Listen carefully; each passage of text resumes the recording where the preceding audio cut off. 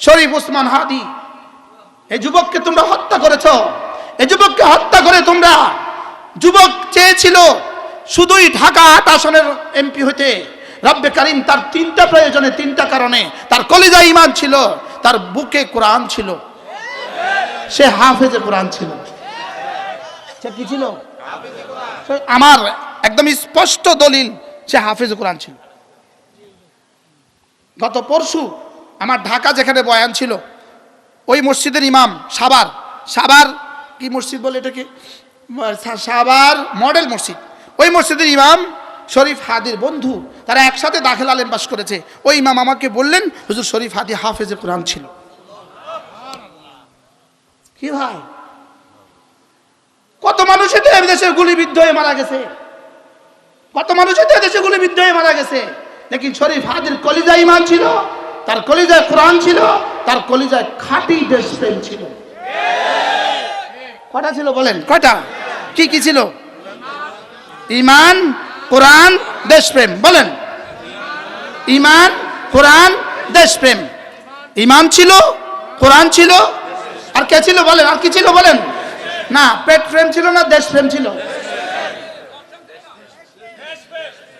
ঈমান ছাড়া না, ঈমান সহ। কোরআন ছাড়া না, কোরআন সহ। এজন্য ঈমানের সাথে যদি কোরআনও থাকে, আর ঈমান আর কোরআনের সাথে যদি দেশপ্রেমও থাকে, এরা শরীফ ওসমান হাদি হয়। এরা কি হয়? এরা খালিদ ইবনে ওয়ালিদ হয়, এরা তারিক বিন জিয়াদ হয়, এরা মুসা বিন উকবা হয়, এরা শরীফ ওসমান হাদি হয়। এরা কি হয় বলেন? আর ঈমান ছাড়া, কোরআন ছাড়া, এরকম বহুত নেতা পৃথিবী থেকে চলে গেছে, পৃথিবীর কেউ তাদের জন্য কাঁদে না। ওযু ছাড়াই জানাজা পড়ে। ওযু ছাড়াই কি পড়ে বলেন? ওযু ছাড়াই জানাজা পড়ে। হ্যাঁ, জানাজা অনেক মানুষ হইতে পারে, ওযু ছাড়াই হয়। কি 18 কোটি মানুষের চোখে পানি এসেছে। আমার জীবনে দুজন আজনবীর জন্য, দুজন আজনবী, আল্লামা হযরত নানুপুর রহমতের জন্য কাঁদছি, হযরত হাফিজের জন্য কাঁদছি রাহমাহুল্লাহ, আল্লাহ ওয়ালাদের জন্য কাঁদছি, আহমদ শফির জন্য কাঁদছি, জুনায়েদ বাবুনগরের জন্য কাঁদছি। স্বাভাবিক না অস্বাভাবিক? সাধারণ মানুষের জন্য দুজনের জন্য জীবনে কাঁদছি। 1983 সালে শহীদ প্রেসিডেন্ট জিয়াউর রহমানের জন্য কাঁদা আসছে আমাদের 81 সালে, আর ওসমান হাদির জন্য আমাদের চোখে পানি আসছে। বাস্তব না বাস্তব? আসসালামু আলাইকুম ওয়া রাহমাতুল্লাহি ওয়া বারাকাতুহু।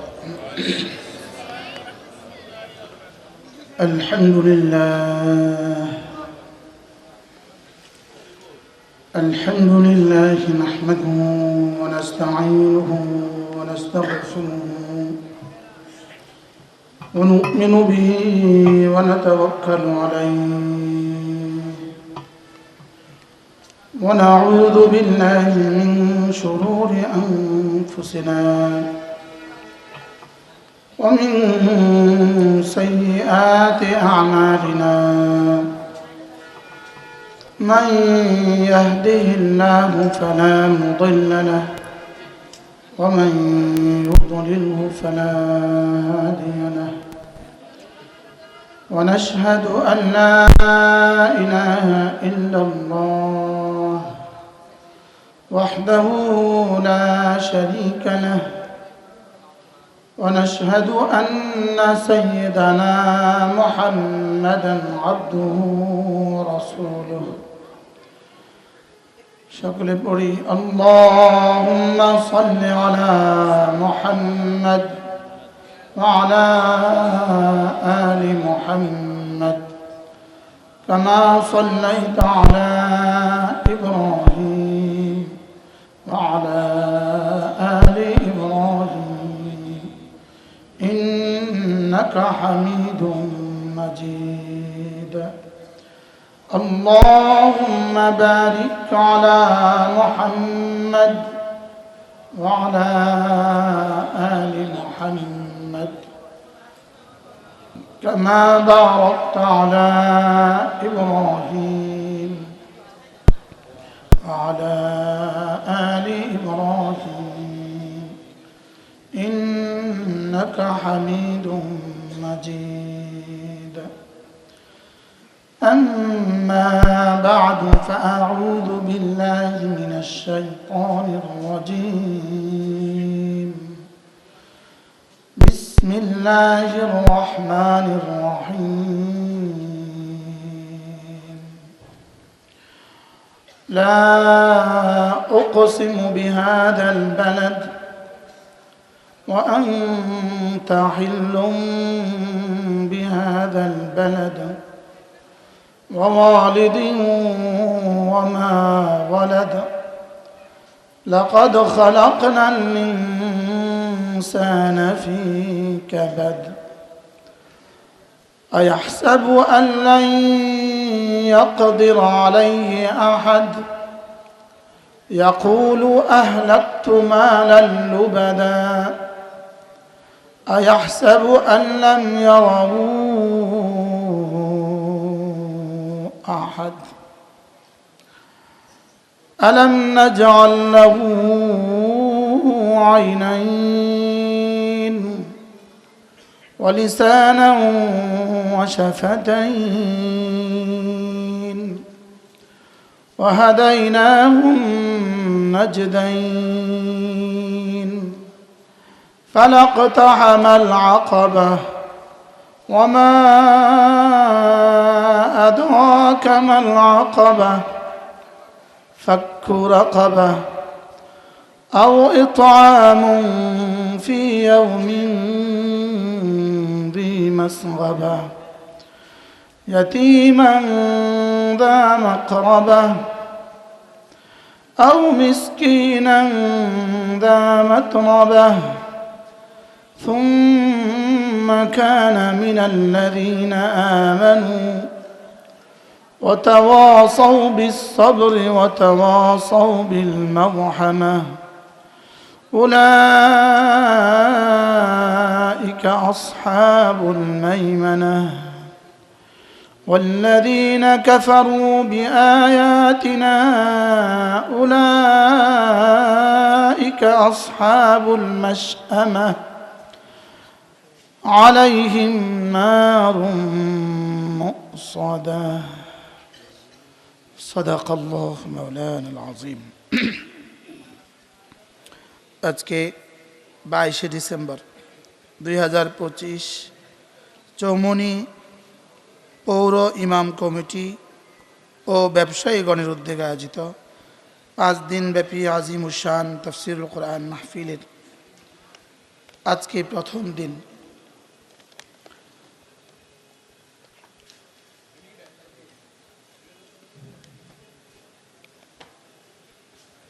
এই মাহফিল গতানুগতিক কোনো ওয়াজ মাহফিল নয়, এটা শুধুই কোরআন কারীমের নিসবতে কোরআন কারীমের তাফসীর উপলক্ষে আয়োজিত আজকের এই মাহফিল। কত বছর বয়স হুজুর? আজকে 53তম মাহফিল। 53 বছর আগে একদিন প্রথম দিন ছিল, শুরু হয়েছে। 53 বছর ধরে আজকে এদিন পর্যন্ত 53 বছর ধরে যারা বলেছেন, যারা দিয়েছেন, যারা শুনেছেন, যারা ভালোবেসেছেন, যারা এটাকে এতদিন পর্যন্ত লালন করে বছর পর্যন্ত পৌঁছিয়ে দিয়েছেন, আল্লাহ তাআলা সকলকে পুরা উম্মার পক্ষ থেকে উত্তম বিনিময় দান করেন। বিশেষ করে বড় হুজুর রহমতুল্লাহ আলাইহি, এরপরে বিশেষ করে হযরত মাওলানা হাবিবুল্লাহ মিসবাহ রাহিমাহুল্লাহ তাআলা, আল্লাহ তাআলা তাঁদের কবরকে জান্নাতের টুকরো বানিয়ে দেন। এই 53 বছর ধরে এখানে যারা বলেছেন, যারা শুনেছেন, যারা দিয়েছেন, যারা মেহনত করেছেন, কেউ বা দাদার কোলে বসে বয়ান শুনছিল, তিনি আজকে 53 বছর বয়স হয়ে গেছে। কেউ বা নানার সাথে আসছিল, তিনিও 53 বছর বয়স হয়ে গেছে। আমার জন্মের আগে আমার পুরো বয়সের চেয়ে এই মাহফিলের বয়স বেশি। যারা আমাকে এখানে একটুখানি বসার সুযোগ করে দিয়েছেন, আল্লাহ তাআলা তাদেরকেও উত্তম বিনিময় দান করেন।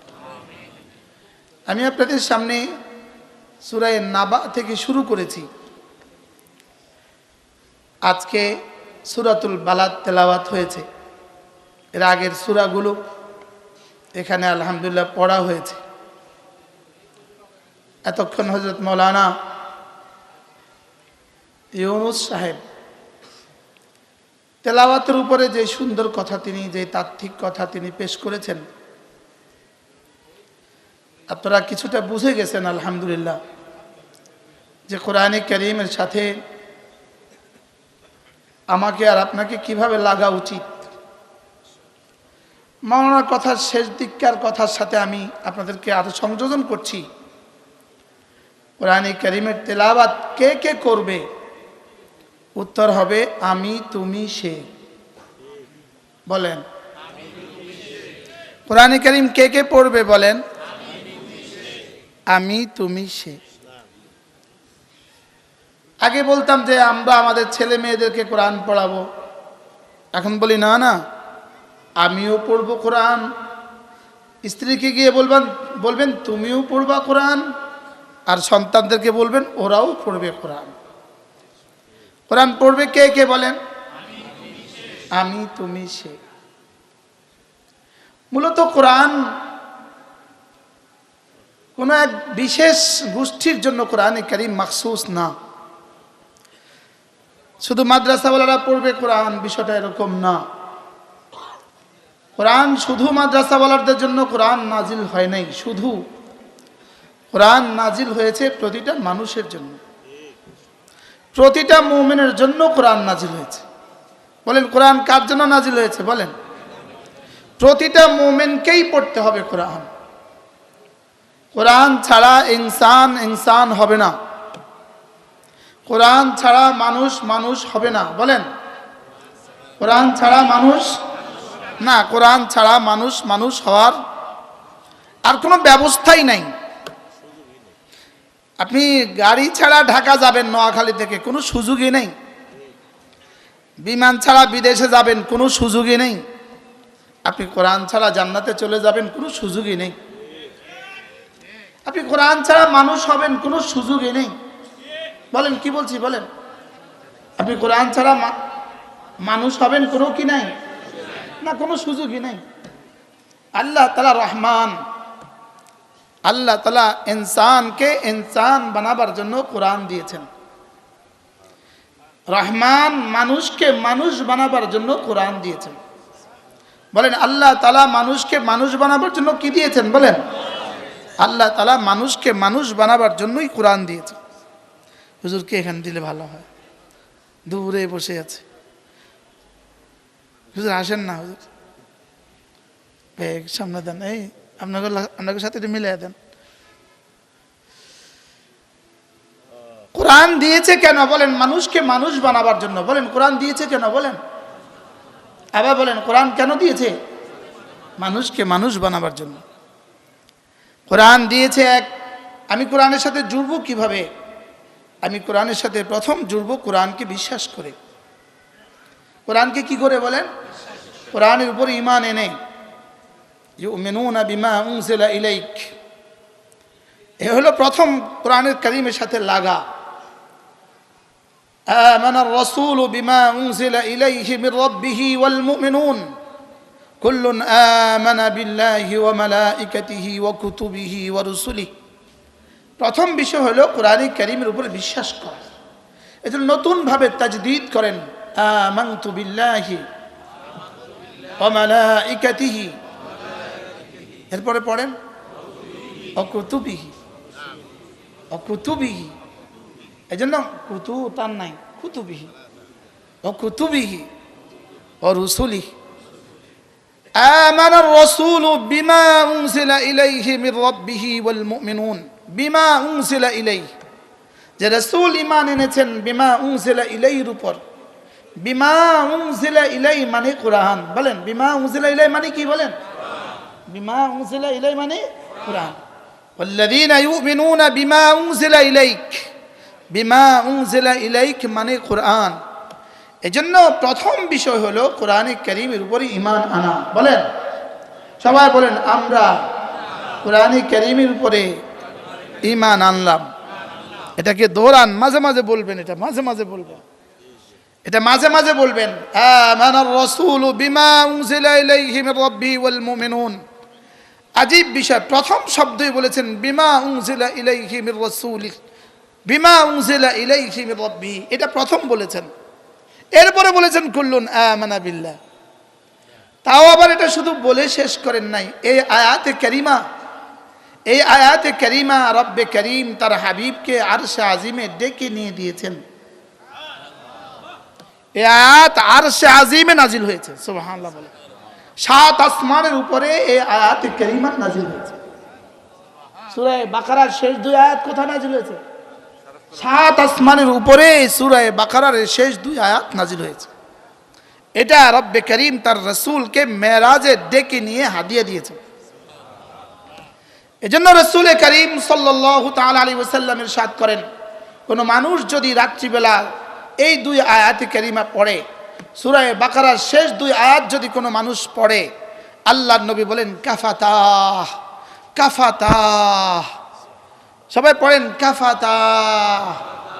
যার তরজমা আপনি বলবেন দ্যাটস ওকে, এটা তোমার জন্য যথেষ্ট। এটা তোমার জন্য যথেষ্ট। এই 2 আয়াত মুখস্থ করে নেবেন। এই 2 আয়াত কি করে নেবেন বলেন? যদি মাওলানা এত সুন্দর করে বলেছেন, মাওলানার বয়ানটা লেখা উচিত। আজকের যে বয়ান মাওলানা ইউনুস করেছে, এটা লিখে রাখা উচিত। এটা বাংলাদেশের লেখা উচিত, এটা লেখা উচিত। কোরআনে কারীমের সাথে যেই লাগে সেই দামি হয়, যেই লাগে সেই দামি হয়, যেই লাগে সে দামি হয়। বলেন, কোরআনের সাথে যেই লাগে সে দামি হয়। বলেন বলেন বলেন। যে বিশ্বাস দিয়ে লাগবে সেও দামি, যে তেলাওয়াত দিয়ে লাগবে সেও দামি, যে পড়ানো দিয়ে লাগবে সেও দামি, যে বোঝানো দিয়ে লাগবে সেও দামি, যে বোঝা দিয়ে লাগবে সেও দামি। এটা এমন এক কিতাব, এটার সাথে লাগলেই দামি হয়। এটা আলোর মহাসাগর, এটা আলোর মহা উৎস। বলেন, এটা আলোর কি বলেন? এটা আলোর মহা উৎস। উৎস উৎস উৎস মানে কি? আলোর উৎস সূর্য না, না, আলোর উৎস সূর্য নয়, আলোর উৎস কোরআন। সুবহানাল্লাহ বলেন। রব্বে করিম দুনিয়াতে 2টো আলো দিয়েছেন। একটা আলো দিয়েছেন চোখের আলো, আরেকটা আলো দিয়েছেন হৃদয়ের আলো। চোখের আলো ছাড়া হৃদয়ের আলো, চোখের আলো একটা দিয়েছেন চোখের আলো, আরেকটা দিয়েছেন হৃদয়ের আলো। বাহিরে দিয়েছেন 2টো আলো, একটা দিয়েছেন সূর্যের আলো, আরেকটা দিয়েছেন কোরআনের আলো। সুবহানাল্লাহ। সূর্যের আলো ছাড়া চোখের আলো অচল, চোখের আলো ছাড়া সূর্যের আলো অচল, হৃদয়ের আলো ছাড়া কোরআনের আলো অচল, কোরআনের আলো ছাড়া হৃদয়ের আলো অচল। বুঝেন নাই কিছু? সূর্যের আলো যদি চোখের আলোর সাথে না লাগে, এই চোখ আপনার হাতে নিজের হাতেই দেখে না। অমাবস্যার রাত, বাহিরের আলো নাই, চোখের আলো তো ঠিকই আছে, লেকিন নিজের হাত দেখা যায় না। কেন নিজের হাত দেখা যায় না? এখানে বাহিরের আলো, লেকিন চোখের আলো ঠিকই আছে কিনা বলেন? চোখের আলো ঠিকই আছে। ঠিক যেমনি ভাবে কোরআনের আলো লাগবে, হৃদয়ের আলো লাগবে। হৃদয়ের আলো যদি ঠিক থাকে, কোরআনের আলো, তার হৃদয়ের আলোর সাথে কোরআনের আলো লেগে গেলে হেদায়েত জিন্দা হয়। চোখের আলোর সাথে সূর্যের আলো না লাগলে কখনোই দেখা উজুদে আসে না, দেখা অস্তিত্ব লাভ করে না। চোখের আলোর সাথে চোখের আলোর সাথে সূর্যের আলো, বাহিরের আলো না লাগলে, টাচ না হলে হাত দেখা উজুদে আসে না, আরেকটা দেখা উজুদে আসে না। ঠিক তেমনি ভাবে কোরআনেরও একটা আলো আছে আর হৃদয়েরও একটা আলো আছে। হৃদয়ের আলো আর কোরআনের আলো যদি একসাথ না হয়, তাইলে আখিরাত দেখা উজুদে আসে না। বুঝেন নাই কথা? হযরত সিদ্দিক আকবরের হৃদয়ের আলো ঠিক ছিল বলে কোরআনের আলো তাকে টাচ করেছে। ফারুক আজমের হৃদয়ের আলো ঠিক ছিল বলে কোরআনের আলো তাকে স্পর্শ করে ফারুক আজম বানিয়ে দিয়েছে। লেকিন আবু জাহাল কোরআন নাজিল হতে দেখেছে, রাসূলকে দেখেছে, জিবরিল দেখেছে, লেকিন তার হৃদয়ের আলো আতফা নিবরাসাহু, হৃদয়ের আলোকে নিভিয়ে দিয়েছিল বলে কোরআন তার হৃদয়কে স্পর্শ করতে পারে নাই। এজন্য এখানে এই মাঠের সামনে যারা আছেন, এই আশেপাশে যারা আছে, কোরআনের আলো, আমাদের কোরআনের আলো তাদের কলিজায় ঢুকে না কেন? তাদের হৃদয়ের আলো নিভে গেছে। হৃদয়ের আলো কি হয়ে গেছে বলেন? হৃদয়ের আলো নিভে গেছে। এজন্য হৃদয়ের আলো যদি প্রজ্বলিত থাকে, হৃদয়ের আলো, রোমের সোহাইব হৃদয়ের আলো জ্বালা ছিল, এই জন্য হেরা থেকে উঠা কোরআনের আলো তার হৃদয়কে স্পর্শ করেছে।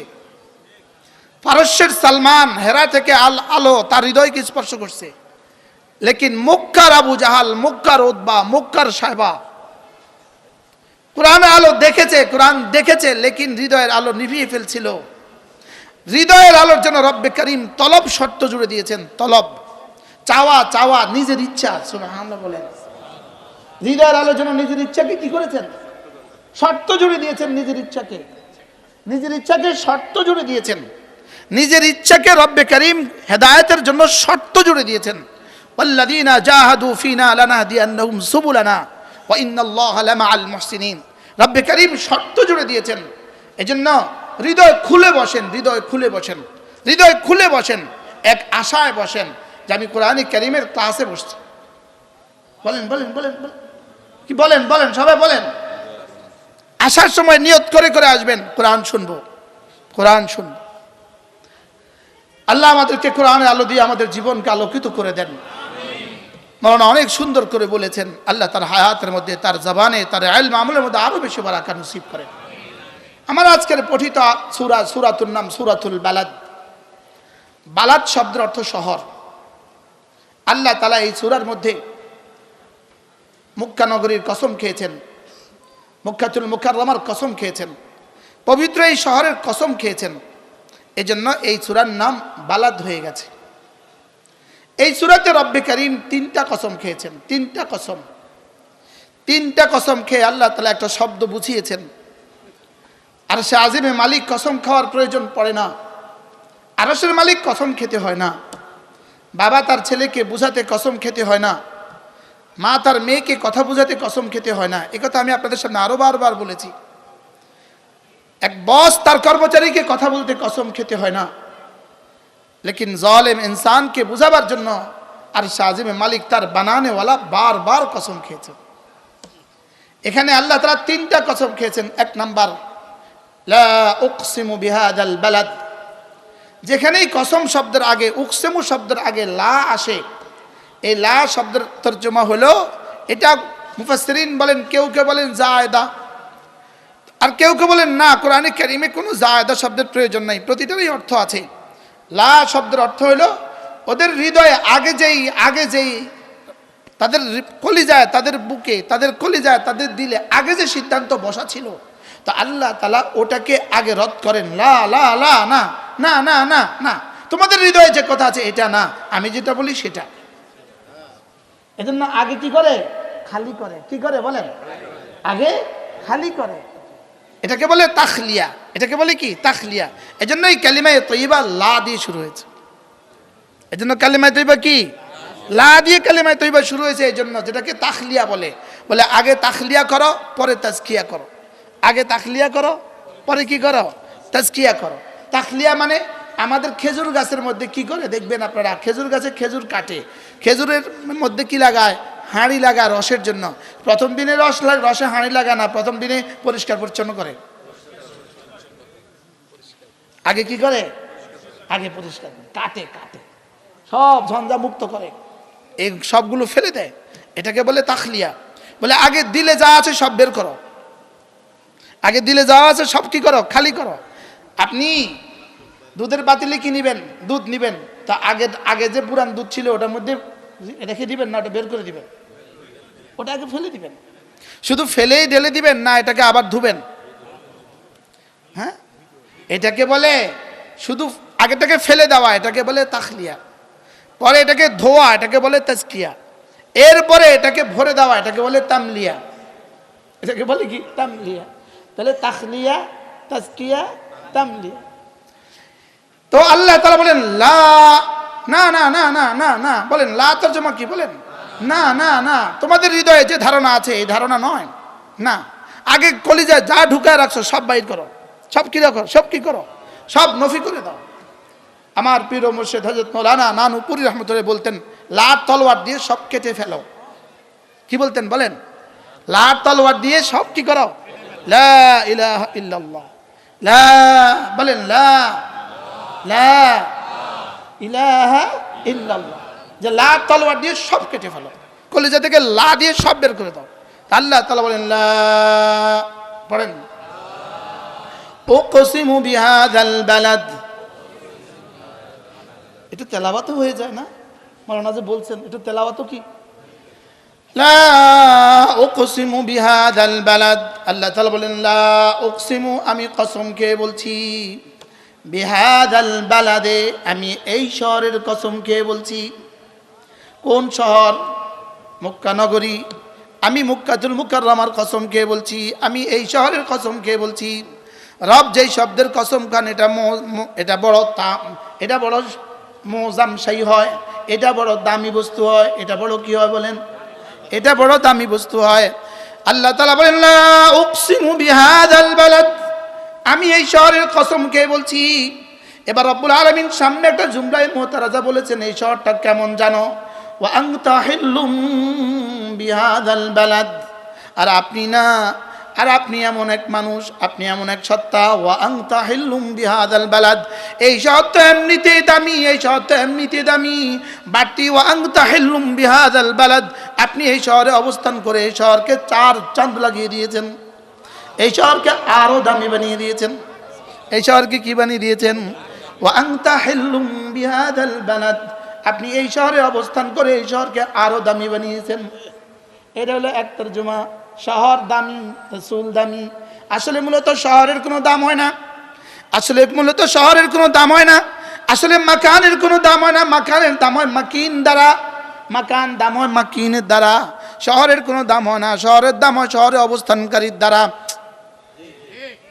মানে বুঝেন না? হ্যাঁ, আচ্ছা গুলশানের জায়গা, গুলশানের মাটি, গুলশানের মাটি, আর আন্ডারসরের মাটি তো মাটি একই কথা কয়। হ্যাঁ, গুলশানে বাড়ি করতে ইট লাগে, আন্ডারসরে বাড়ি করতেও তো ইটই লাগে, হ্যাঁ নাকি? তো এটার দাম, এটা 10 তলা বাড়ি করতে যা খরচ, গুলশানে বাড়ি করতেও তাই খরচ, লেকিন এটাতে ভাড়া দিতে হয় 2000 টাকা 1 ইউনিট, ওটাতে ভাড়া পায় 1 ইউনিট 80,000 টাকা। বেশ কমটা কি? ওটা দামি কেন হইলো? ওখানে কিছু ভালো দামি মানুষ থাকে, বুঝে নাই কথা। ওখানে কি থাকে বলেন?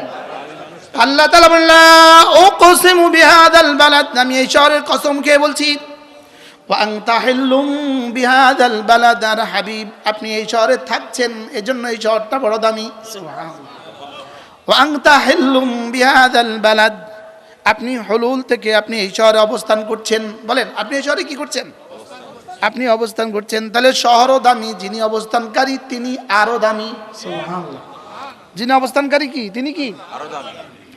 এটার দ্বিতীয় তরজমা হলো ওয়া আনতা হিল্লুম বিহাযাল বালাদ, হিল্লুন হালালুন থেকে হিল্লুন যদি তরজমা হয়, হিল্লত থেকে যদি হিল্লুন তরজমা হয়, তাহলে তরজমা হবে এই শহর দামি। আর এই শহর কি জানেন? এই শহরে সব হারাম, সব হারাম। এই শহরে হত্যা করা হারাম, এই শহরে গাছের পাতা ছিঁড়া হারাম, এই শহরে শিকার হারাম, এই শহরে কেউ ঢুকতেই পারবে না তার নিজের পোশাকে। এই শহরে ঢুকতে হলে তাকে হেরাম দিয়ে ঢুকতে হয়। কি হয়? হারামে ঢুকবে কি দিয়া? হেরাম দিয়া। বলেন হারামে ঢুকতে হয় কি দিয়া? বলেন। তাহলে এই শহরটা এত দামি, এত দামি, এত দামি, লেকিন এই কমবক্ত মক্কার মানুষগুলো, এই মানুষগুলো এই শহরে আপনার মতো মহাব্যক্তিত্বকে, মহামানুষটাকে, আপনার মতো মহাপবিত্র মানুষটাকে এই শহরের মানুষগুলো হালাল মনে করছে। নাউজুবিল্লাহ বলেন। এই শহরের মানুষগুলো আপনাকে কি মনে করছে? হালাল। এই শহরের মানুষগুলো যেখানে মশা মারাকে হারাম মনে করে, মাছি মারাকে হারাম মনে করে, ইঁদুর মারাকে হারাম মনে করে, পরে 6টা প্রাণীকে হালাল করে দিয়েছেন, এটা ভিন্ন মাসালা। কয়টা প্রাণীকে? 6টা প্রাণীকে হালাল করে দিয়েছেন, এটা ভিন্ন মাসালা। মশা মারা যাবে, ইঁদুর মারা যাবে, এখনো কি, কিন্তু কবুতর মারা যাবে না, কবুতর মারা যাবে না। তাহলে এই শহরের সম্মানার্থে সমস্ত শিকার হারাম, সমস্ত মানুষের দম হারাম, লেকিন এই শহরের মানুষগুলো এরা আপনাকে হালাল মনে করছে। বলেন নাউজুবিল্লাহ। আপনাকে কি মনে করছে?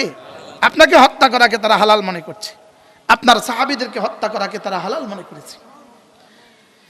3 নম্বর তরজমা হলো ওয়া আনতা হিল্লুম বিহাযাল বালাদ, হাবিব এই শহরের কসম খেয়ে বলছি, এই শহর মহাপবিত্র শহর, এই শহরে সব হারাম, লেকিন অচিরেই একদিন আসবে যেই শহরকে আমি আপনার জন্য একদিনের জন্য হালাল ঘোষণা দিব। ফতে মক্কার দিন আল্লাহ তাআলা কি করেছেন? বাইতুল্লাহতেও হত্যা করাকে কি করেছেন? হালাল ঘোষণা দিয়েছেন। একদিন বাইতুল্লাহতেও হত্যা করা হালাল ছিল। ওই বাইতুল্লাহতে একদিন হত্যা করা হালাল ছিল। হালাল হওয়ার পরে আল্লাহ রসুল এরপরে একদিন পরে আল্লাহ তাআলা আবার বললেন, না, আমি বাইতুল্লাহকে আবার আগের মতো করে দিয়েছি, কিয়ামত পর্যন্ত বাইতুল্লাহতে আর কোনো খুন রেজি হালাল হবে না। রাসূলের জন্য আর হালাল ছিল না, শুধু একদিনের জন্য কি ছিল? হালাল ছিল। তাহলে তিনটা তরজমা আমরা পাইলাম, লা উকসিমু বিহাযাল বালাদ ওয়া ওয়ালিদিন ওয়া আনতা হিল্লুম বিহাযাল বালাদ। রব্বুল আলামিন বলেন, আমি এই শহরের কসম খেয়ে বলি, আর আপনি এই শহরে অবস্থান করছেন, অথবা এই শহরে আপনাকে হালাল মনে করছে, অথবা এই শহরে আপনার জন্য এই শহরকে একদিন হালাল করে দেওয়া হবে। এরপরে আল্লাহ তাআলা ৩ নম্বর কসম, তৃতীয় কসম বলেন, ওয়া ওয়ালিদিন ওয়া মা ওয়ালাদ।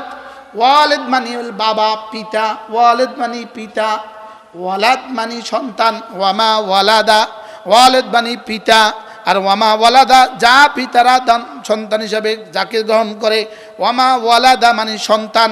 তাহলে আল্লাহ তাআলা বলেন, আমি ওয়ালিদের কসম খেয়ে বলি, ওয়া ওয়ালিদিন আমি বাবার কসম খেয়ে বলি, পিতার কসম খেয়ে বলি, ওয়ামা ওয়ালাদা এবং সন্তানের কসম খেয়ে বলি। ওয়ালিদ মানে হলো হযরত আদম, আর মানে হলো আদম সন্তান। এবার বলুন তো দেখি, ওয়া ওয়ালিদিন ওয়ামা ওয়ালাদা, ওয়ামা ওয়ালাদার মধ্যে কার কার কসম খেয়েছে? বলেন আমি, তুমি, সে। বলেন কে? কার কার কসম?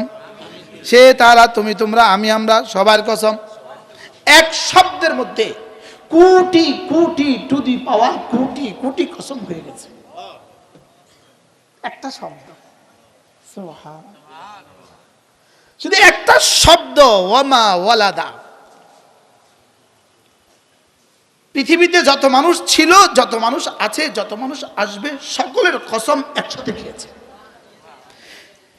এবার 3টা কসম খেয়ে আল্লাহ তাআলা যেই কথাটা বোঝাতে চাচ্ছেন, 3টা কসম খাওয়ার পরে আল্লাহ তাআলা বলেন, পড়েন আমার সাথে, লাকাদ খালাকনাল ইনসানা, পড়েন, লাকাদ খালাকনাল ইনসানা ফি কাবাদ, লাকাদ খালাকনাল ইনসানা ফি কাবাদ। আল্লাহ তাআলা বলেন, কসম খেয়ে আমি বলছি, শুনো শুনো শুনো, লাকাদ অবশ্যই অবশ্যই, লাকাদ মানে 2 বার অবশ্যই অবশ্যই, লাকাদ মানে কয়বার? অবশ্যই অবশ্যই 2 বার। আর আগে ছিল কসম 3টা, তাহলে আগে ছিল 3 বার অবশ্যই অবশ্যই অবশ্যই, এখন হলো 2টা অবশ্যই অবশ্যই। প্রতিটা কসম মানে অবশ্যই। বলেন প্রতিটা কসম মানে কি? প্রতিটা কসম মানে বক্তৃতাটাকে কি করা? মজবুত করা। বক্তৃতাটাকে কি করা? মজবুত করা। একটা কসম হলে মজবুত যদ্দূর, দ্বিতীয় কসম খেলে মজবুত আরো বেশি, তৃতীয় কসম খেলে মজবুত কি আরো বেশি। এবার আল্লাহ তাআলা বলেন, অবশ্যই অবশ্যই, লাকাদ খালাকনাল ইনসানা ফি কাবাদ, আমি অবশ্যই অবশ্যই মানুষ বানিয়েছি। লাকাদ খালাকনাল ইনসানা, পড়েন, লাকাদ খালাকনাল ইনসানা, আমি মানুষ বানিয়েছি, ফি কাবাদিন, ফি কাবাদ। আপনারা সবাই জানেন কলিজা আরবি হলো কাবেদুন, কলিজা। কাবেদুন মানে কলিজা। কাবেদুন মানে কি? কাবেদুন মানে হলো কলিজা, কলিজা। আল্লাহ তাআলা বলেন, আর কাবাদ, কাবাদা ইয়াকবিদু, কাবাদ এটা শব্দের অর্থ হলো কষ্ট। বলেন কি? কষ্ট। বলেন কি? আশিদ্দা আশিক্কা ওয়াল মুশাক্কা, কষ্ট। তাহলে এখন কষ্ট দিয়া, কলিজাকে কষ্ট দিয়া নাম রাখলো কি লিগা? কাবেদকে কাবেদ কেন বলে? মানুষ যখন যে কোনো অঙ্গে কষ্ট পায়, এই কষ্ট কলিজা অনুভব করে। কষ্ট অনুভব করে কে? বলেন, কলিজা দিয়ে কষ্ট অনুভব করে। এজন্য কলিজা কষ্ট দিয়েই কলিজার নাম হয়ে গেছে কষ্ট। কষ্ট দিয়ে কি অনুভব করে? কলিজা কি অনুভব করে? কষ্ট অনুভব করে কিসে? বলেন, কলিজা দিয়া। এই জন্য কলিজার নাম কি? কাবাদ। কলিজার নাম হয়ে গেছে কি? তা আল্লাহ তাআলা বলেন, লাকাদ খালাকনাল ইনসানা ফি কাবাদ, আমি অবশ্যই মানুষ বানিয়েছি, কষ্টের মধ্যেই আমি মানুষ বানিয়েছি। বলেন বলেন বলেন বলেন, কষ্টের মধ্যেই আমি কি? মানুষ বানিয়েছি। তুমি কষ্টের মধ্যেই থাকবা, এজন্যই আমি তোমাকে বানিয়েছি। তুমি কষ্ট করবা, কষ্টের জন্যই আমি তোমাকে বানিয়েছি। তুমি মায়ের পেটে যেদিন রূহ মায়ের পেটে দেওয়া হয়েছে, সেদিন থেকেই কষ্ট শুরু হয়েছে। সেদিন থেকে কি শুরু হয়েছে বলেন? সেদিন থেকেই কষ্ট শুরু হয়ে গেছে। মায়ের পেটে থাকা কষ্ট, মায়ের পেটে মায়ের রক্ত দিয়ে আমার শরীর গঠন করা, মায়ের রক্ত পান করা সেটাও কষ্ট, মায়ের পেট থেকে দুনিয়াতে আসা সেটাও কষ্ট, এবার দুধ পান করা সেটাও কষ্ট, এবার দাঁত উঠার কষ্ট, এবার দুধ ছড়াবার কষ্ট। দুধ ছড়াবার কষ্ট আছে না নাই বলেন? হ্যাঁ, দুধ ছাড়তে বাচ্চার কষ্ট কেমন, বাচ্চার মার কষ্ট কেমন? কি ভাই, বাচ্চার কষ্ট কি পরিমাণ, কলিজার কান্না। হ্যাঁ, 2 বছর শেষে যখন বাচ্চারা আস্তে আস্তে দুধ বন্ধ করে তখন বাচ্চার কষ্টটা কেমন? প্রত্যেকেরই তো অভিজ্ঞতা আছে। কি ভাই, প্রত্যেকেরই, আমাদের যাদের বাচ্চা আছে তাদের তো অভিজ্ঞতা আছে বাচ্চার কষ্ট কেমন। একদিকে বাচ্চার কষ্ট কেমন, আরেকদিকে বাচ্চার মায়ের কষ্ট কেমন। মারও কষ্ট, বাচ্চারও কষ্ট, বাবারও কষ্ট, দাদারও কষ্ট, এরপরে শিশুকালের কষ্ট, এরপরে জওয়ানির কষ্ট, এরপরে পড়াশোনার কষ্ট। আমাদের এক বিশ্ববিখ্যাত বুজুর্গ ছিলেন হযরত মাওলানা জুলফিকার আলী নকশবন্দি দামাত বারাক, গতকাল পর্যন্ত বলতাম দামাত বারাকাতুম, আজকে বলতে হয় রাহিমাহুল্লাহ তাআলা, ইন্তেকাল হয়ে গেছে। হযরত মাওলানা জুলফিকার আলী নকশবন্দি রাহিমাহুল্লাহ তাআলা, আল্লাহ তার কবরকে জান্নাতের টুকরো বানিয়ে দেন। গত বছর রমজান মাসে বাইতুল্লাহ মদিনায় তৈয়বা হযরতের সাথে আমার মুসাফা করার সৌভাগ্য হয়েছিল। এটাই ছিল শেষ দেখা, জানা ছিল না যেটা শেষ দেখা হবে। আল্লাহ তাআলা তার কবরকে জান্নাতের টুকরো বানিয়ে দেন। তিনি বলেন যে ইনসান, মানুষ মনে করে এটার পরে এটা। যেমন ধরেন মানুষ কি মনে করে, যেমন ধরেন একটা কনস্টেবল সে মনে করে যদি ও দারোগা হয়ে যেতে পারি আর কোনো কষ্ট থাকবে না। এবার কষ্ট মষ্ট করে দারোগা হয়ে গেলে আগের থেকে 10 গুণ বেশি কষ্ট, মনে হয় বুঝেন না। এবার মনে করে যদি একটা ওসি হয়ে যেতে পারি আর কষ্ট থাকবে না। এবার কষ্ট মষ্ট করে 20-30 লাখ টাকা ঘুষ টুস খাওয়ায়া এবার যখন ওসি হয়ে যায় তো দারোগা থেকে 100 গুণ বেশি কষ্ট। বলেন না বাস্তব না বাস্তব? এরপরে মনে করেন না যদি এডিশনাল এএসপি হয়ে যেতে পারি আর কোনো কষ্ট নাই। এবার কষ্ট করে এএসপি হয়ে গেলে আরো বেশি কষ্ট, এবার এডিশনাল এসপি হয়ে গেলে আরো বেশি কষ্ট, এবারে এসপি হয়ে গেলে আরো বেশি কষ্ট। এবার মনে করে ডিআইজি হলে বুঝি আর কষ্ট হবে না, ওরা ডিআইজি হলে আরো বেশি কষ্ট। শুধু কষ্ট বাড়ে, দিন দিন শুধু কষ্ট কি করে বলেন? দিন দিন শুধু কষ্ট বাড়ে। কি বলে হুজুর কোনো টেনশন নাই জীবনে আমার, শুধু আমার ছেলেটা পড়াশোনা করে না, শুধু ছেলেটা পড়াশোনা করে না। এবার যখন একটু পড়াশোনা শুরু করছে হুজুর আর কোনো কষ্ট নাই, শুধু একটা কষ্ট, যদি মেট্রিকে ভালো ফলাফল করতো। এবার বলে হুজুর আর কোনো কষ্ট নাই, একটা কষ্ট, যদি ভালো কলেজে ভর্তি হইতো। এবার ইন্টারমিডিয়েট উঠার সঙ্গে আর কোনো কষ্ট নাই, ছেলেটা নিয়ে একটা ভালো ফলাফল করে। আর কষ্ট বাড়ে না কমে? এবার কষ্টের পরে বলে হুজুর আর কোনো চিন্তা নাই, ছেলেটার জন্য এবার যেন ভালো একটা ইউনিভার্সিটিতে ভর্তি হয়। এবার টেনশন আরো বাড়ছে না কমছে? এবার বলতেছে আর কোনো টেনশন নাই, উনি মাস্টার্সে ভালো ফলাফল করে। এবার সারা 20 বছরের কষ্ট যদ্দূর, এবার গিয়া শুধু ইন্টারভিউর জন্য, চাকরির জন্য ইন্টারভিউর কষ্ট তার চেয়ে বেশি। বুঝে নাই? এবার কষ্ট আছে না নাই বলেন? বাড়ছে না কমছে? এখন বুঝে আর কোনো কষ্ট নাই, শুধু একটা কষ্ট, যদি ছেলেটা একটা ভালো চাকরি হইতো। কি ভাই, শুধু কষ্ট আর কষ্ট, যদি ছেলেটা একটা ভালো চাকরি হইতো। এবার ভালো চাকরি হওয়ার পরে কি বলে হুজুর আর কোনো কষ্ট নাই, ছেলেটা যদি একটু ভালো বিয়ে করাইতে পারতাম। এবার বিয়ে করাবার পর হুজুর আর কোনো কষ্ট নাই, ছেলেটার ঘরে কোনো বাচ্চা টাচ্চা হয় না। বুঝে না? এবার কোন রকমে একটা বাচ্চা হয়ে গেছে, হুজুর আর কোনো কষ্ট না, নাতিটা এই পরিমাণ দুষ্টামি করে হুজুর তার জ্বালায় বাঁচি না। কি ভাই, বাস্তব না বাস্তব বলেন? তাহলে জীবনে কষ্ট নাই কখন? শুধু কষ্ট নাই জান্নাত। আচ্ছা সুবহানাল্লাহ বলেন। শুধু কষ্ট নাই কোথায় বলেন? শুধু কষ্ট নাই জান্নাতে। এরপরে রব্বে কারীম বলেন লাকাদ খালাকনাল ইনসানা ফি কাবাদ, আমি তোমাকে কষ্টের জন্যই বানিয়েছি। শুনো শুনো শুনো, কষ্ট দুইটা কষ্ট আছে, কষ্টের জন্যই আমি তোকে বানিয়েছি। তবে দুটো কষ্ট হবে তোমার জীবনে, একটা হলো ইবাদতের জন্য কষ্ট করবা, আর হলো শুধুই দুনিয়ার জন্য কষ্ট করবা। যদি ইবাদত বাদ দিয়া শুধুই দুনিয়ার জন্য কষ্ট করো, তোমার কষ্ট জীবনে কখনো শেষ হবে না। আর যদি ইবাদতের কষ্টই করো, দুনিয়ার জন্য কষ্ট করো, সাথে যদি তুমি ইবাদতকেও সাথে লাগিয়ে দাও, তাহলে এই কষ্টের শেষ ঠিকানা তোমার মওত, তোমার মৃত্যু, এই কষ্টের শেষ ঠিকানা। কি ভাই, বাস শেষ, মৃত্যু জবানিকা। সুবহানাল্লাহ বলেন। মুমিনের মৃত্যু কি? কষ্টের শেষ সীমা। মুমিনের মৃত্যু কি বলেন? মুমিনের মৃত্যু হলো কষ্টের কি শেষ সীমা, আর বেঈমানের মৃত্যু হলো কষ্টের সূচনা। বেঈমানের মৃত্যু কি বলেন? কষ্টের সূচনা। বেঈমানের মৃত্যু হলো কষ্টের সূচনা, বেনামাজের মৃত্যু হলো কষ্টের সূচনা, হারামখোরের মৃত্যু হলো কষ্টের সূচনা, আর মুমিনের কামেলের মৃত্যু হলো কষ্টের শেষ সীমা। এজন্য আল্লাহ তাআলা বলেন, লাকাদ খালাকনাল ইনসানা ফি কাবাদ, আমি তোকে বানিয়েছি কষ্টের জন্যই বানিয়েছি। তাহলে কষ্ট, আমার জীবনে কষ্ট, এটা স্বাভাবিক না অস্বাভাবিক বিষয়? স্বাভাবিক, স্বাভাবিক। এবার সব মানুষ কষ্ট করে কেন? যে যেখানে কষ্ট করে, সিএনজিওয়ালা সে যে পরিমাণ কষ্ট করে, অটোওয়ালা সে যে পরিমাণ কষ্ট করে, তরকারিওয়ালা সে যে পরিমাণ কষ্ট করে, সুইপার যে পরিমাণ কষ্ট করে, সুইপার থেকে সচিব যে পরিমাণ কষ্ট করে, মেম্বার থেকে প্রধানমন্ত্রী যে পরিমাণ কষ্ট করে, সমাজের যেই কষ্ট করে, রব্বে কারীম বলেন আমি তো কষ্টের জন্যই তোরে বানাইছি, আমি কষ্টের জন্যই তোকে কি করছি? বানাইছি। আল্লাহ তাআলা হ্যাঁ এই মাঠে হযরত মাওলানা হাবিবুল্লাহ মিসবাহ রাহমাহুল্লাহ তাআলা আল্লাহ তার কবরকে জান্নাতের টুকরো বানিয়ে দেন।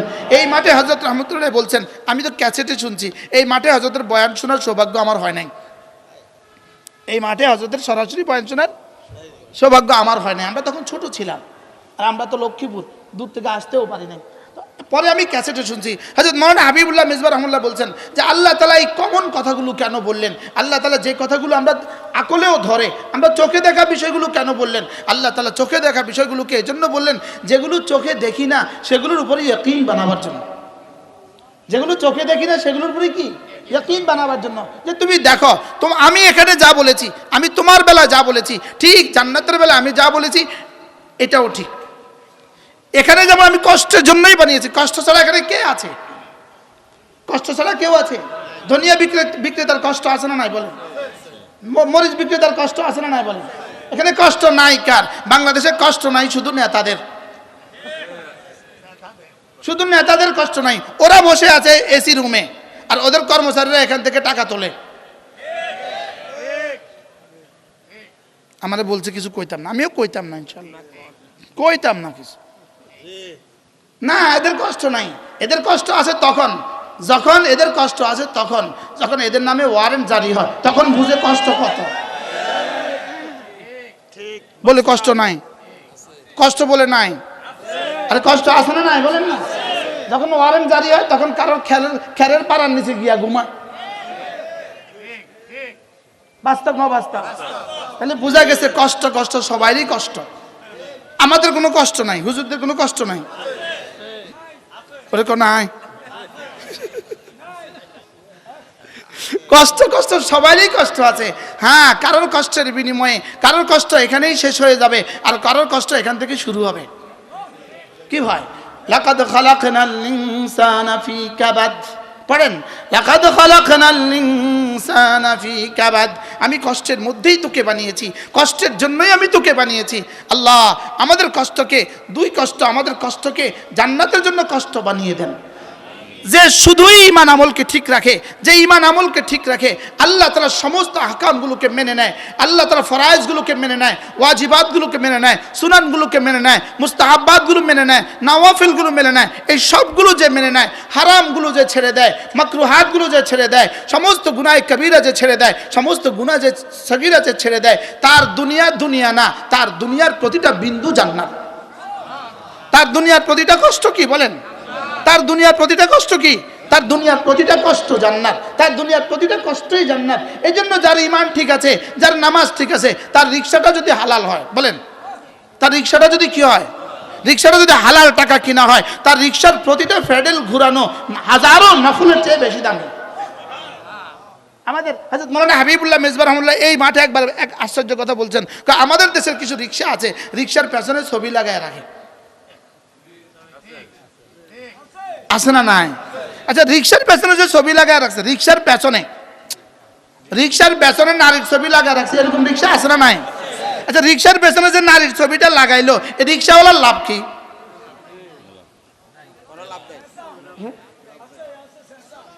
রিক্সাওয়ালার লাভ আছে সেন্সা। আচ্ছা, তার কোনো লাভ আছে বলেন তো দেখি? আচ্ছা, এটা কত নম্বরের বেকুব, তুই লাগাইলি কিনলে তোর তো কোনো লাভ নাই। এই রিক্সার পিছনে ছবি লাগানো আছে না নাই বলেন? অটোর পিছনে ছবি লাগানো আছে না নাই বলেন? এই অটোওয়ালার লাভ কি? অটোওয়ালার লাভ নেই। এজন্য তুমি বিনা লাভে এই গুনাহটা করতে গেলে কেন? এটা বিনা লাভে গুনাহ, বিনা মজায় গুনাহ। বলেন বলেন বলেন বলেন, এটাকে বলে গুনাহে বেলজ্জত। গুনাহে কি? বেলজ্জত। লজ্জত ছাড়া গুনাহ, লজ্জত ছাড়া কি? লজ্জত ছাড়া গুনাহ।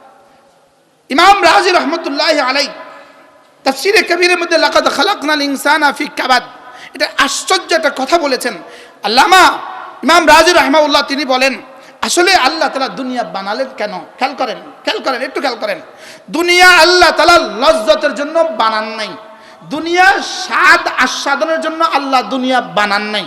স্বাদ গ্রহণের জন্য আল্লাহ দুনিয়া বানান নাই। মজা মারার জন্য আল্লাহ দুনিয়া বানান নাই। মজা মারার জন্য বানিয়েছেন শুধুই জান্নাত। মজার জন্য আল্লাহ দুনিয়া বানান নাই। বলেন কি বলছি বলেন? মজার জন্য আল্লাহ দুনিয়া কি করেন নাই? বানান নাই। ইমাম রাজি রহমতুল্লাহ লিখছেন না না, দুনিয়া আল্লাহ মজার জন্য বানান নাই। তাহলে বলবেন আমরা খাবারের মধ্যে মজা যে পাই, খাবারের মধ্যে মজা যে পাই। তিনি বলেন যে না, খাবার খাওয়া আল্লাহ মজার জন্য বানান নাই। খাবার খাওয়া বানিয়েছেন মিন আলামিল জুয়ে, খিদার কষ্ট থেকে বাঁচার জন্য আল্লাহ খাবার বানিয়েছেন। যদি খাবার মজার জন্যই বানাইতেন, শুধু মজা বুঝার জন্য যদি খাবার বানাইতেন, তাহলে দেশি মুরগি তো অনেক মজা, তাহলে তুমি পারলে 10টা খাও। মনে হয় বুঝেন না, এটা কি সম্ভব? দেশি ডিম তো অনেক ভালো, তাহলে তুমি 50টা খাও। তাহলে বোঝা গেছে দুনিয়া মজার জন্য বানায় নাই। দুনিয়া কি বলেন? দুনিয়া মজার জন্য কি বানায় নাই। তিনি বলেন যে খাবারের কষ্ট, খাবার আমরা কেন খাই? মজার জন্য আমরা খাবার খাই না। খাবার দিয়েছেন শরীরের পেটে খিদার কষ্ট থেকে বাঁচার জন্য। এবার তিনি বলেন কাপড় কেন দেয়? কাপড় আমরা লজ্জাতের জন্য কাপড় পরি না। কাপড় পরতে দিয়েছেন রব্বে কারীম শীত আর গ্রীষ্মের কষ্ট থেকে বাঁচার জন্য। এবার বলে তাহলে আমার ঘর কেন হবে? আমার ঘর দিয়েছেন আল্লাহ তাআলা আমাকে গরম আর ঠান্ডা, বৃষ্টি আর সূর্য থেকে বাঁচার জন্য আমাকে ঘরের ব্যবস্থা দিয়েছেন। তাহলে আমাকে শুধু লজ্জতের জন্য কি দেন নাই? ঘর লজ্জতের জন্য দেন নাই। লজ্জত মানে কি? স্বাদ মজা। লজ্জতের জন্য কি দেন নাই? ঘর লজ্জতের জন্য দেন নাই। কাপড় চোপড় শুধুই স্বাদের জন্য দেন নাই। খাবার শুধুই স্বাদের জন্য দেন নাই। বিবি শুধু স্বাদের জন্য দেন নাই। বিবি দিয়েছে আমাকে গালাজাতের থেকে আমাকে বাঁচার জন্য, আমার শরীরটাকে গালাজাত থেকে হারারত থেকে বাঁচার জন্য আমাকে বিবির ব্যবস্থা দিয়েছেন। লজ্জতের জন্য দেন নাই। লজ্জতের জন্য যদি দিতেন তাহলে 70টা বিবি ইস্তেমালের সুযোগ দিয়ে দিতেন। না, এটা তো দুনিয়াতে সুযোগ নাই। 70টা ডিমের সুযোগ দিয়ে দিতেন। না, এটা দুনিয়াতে সুযোগ নাই। 70টা মুরগির সুযোগ দিয়ে দিতেন। না, এটা আর সুযোগ নাই। তাহলে বোঝা গেছে দুনিয়া লজ্জতের জন্য আল্লাহ বানান নাই, লজ্জতের জন্য বানিয়েছেন জান্নাত। এই জন্য লজ্জতের জন্য যেহেতু জান্নাত বানিয়েছেন, এই জন্য জান্নাতে ডিম কত খাইবা?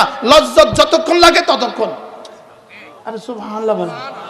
মজা যতক্ষণ লাগে ততক্ষণ। 10টা, হ্যাঁ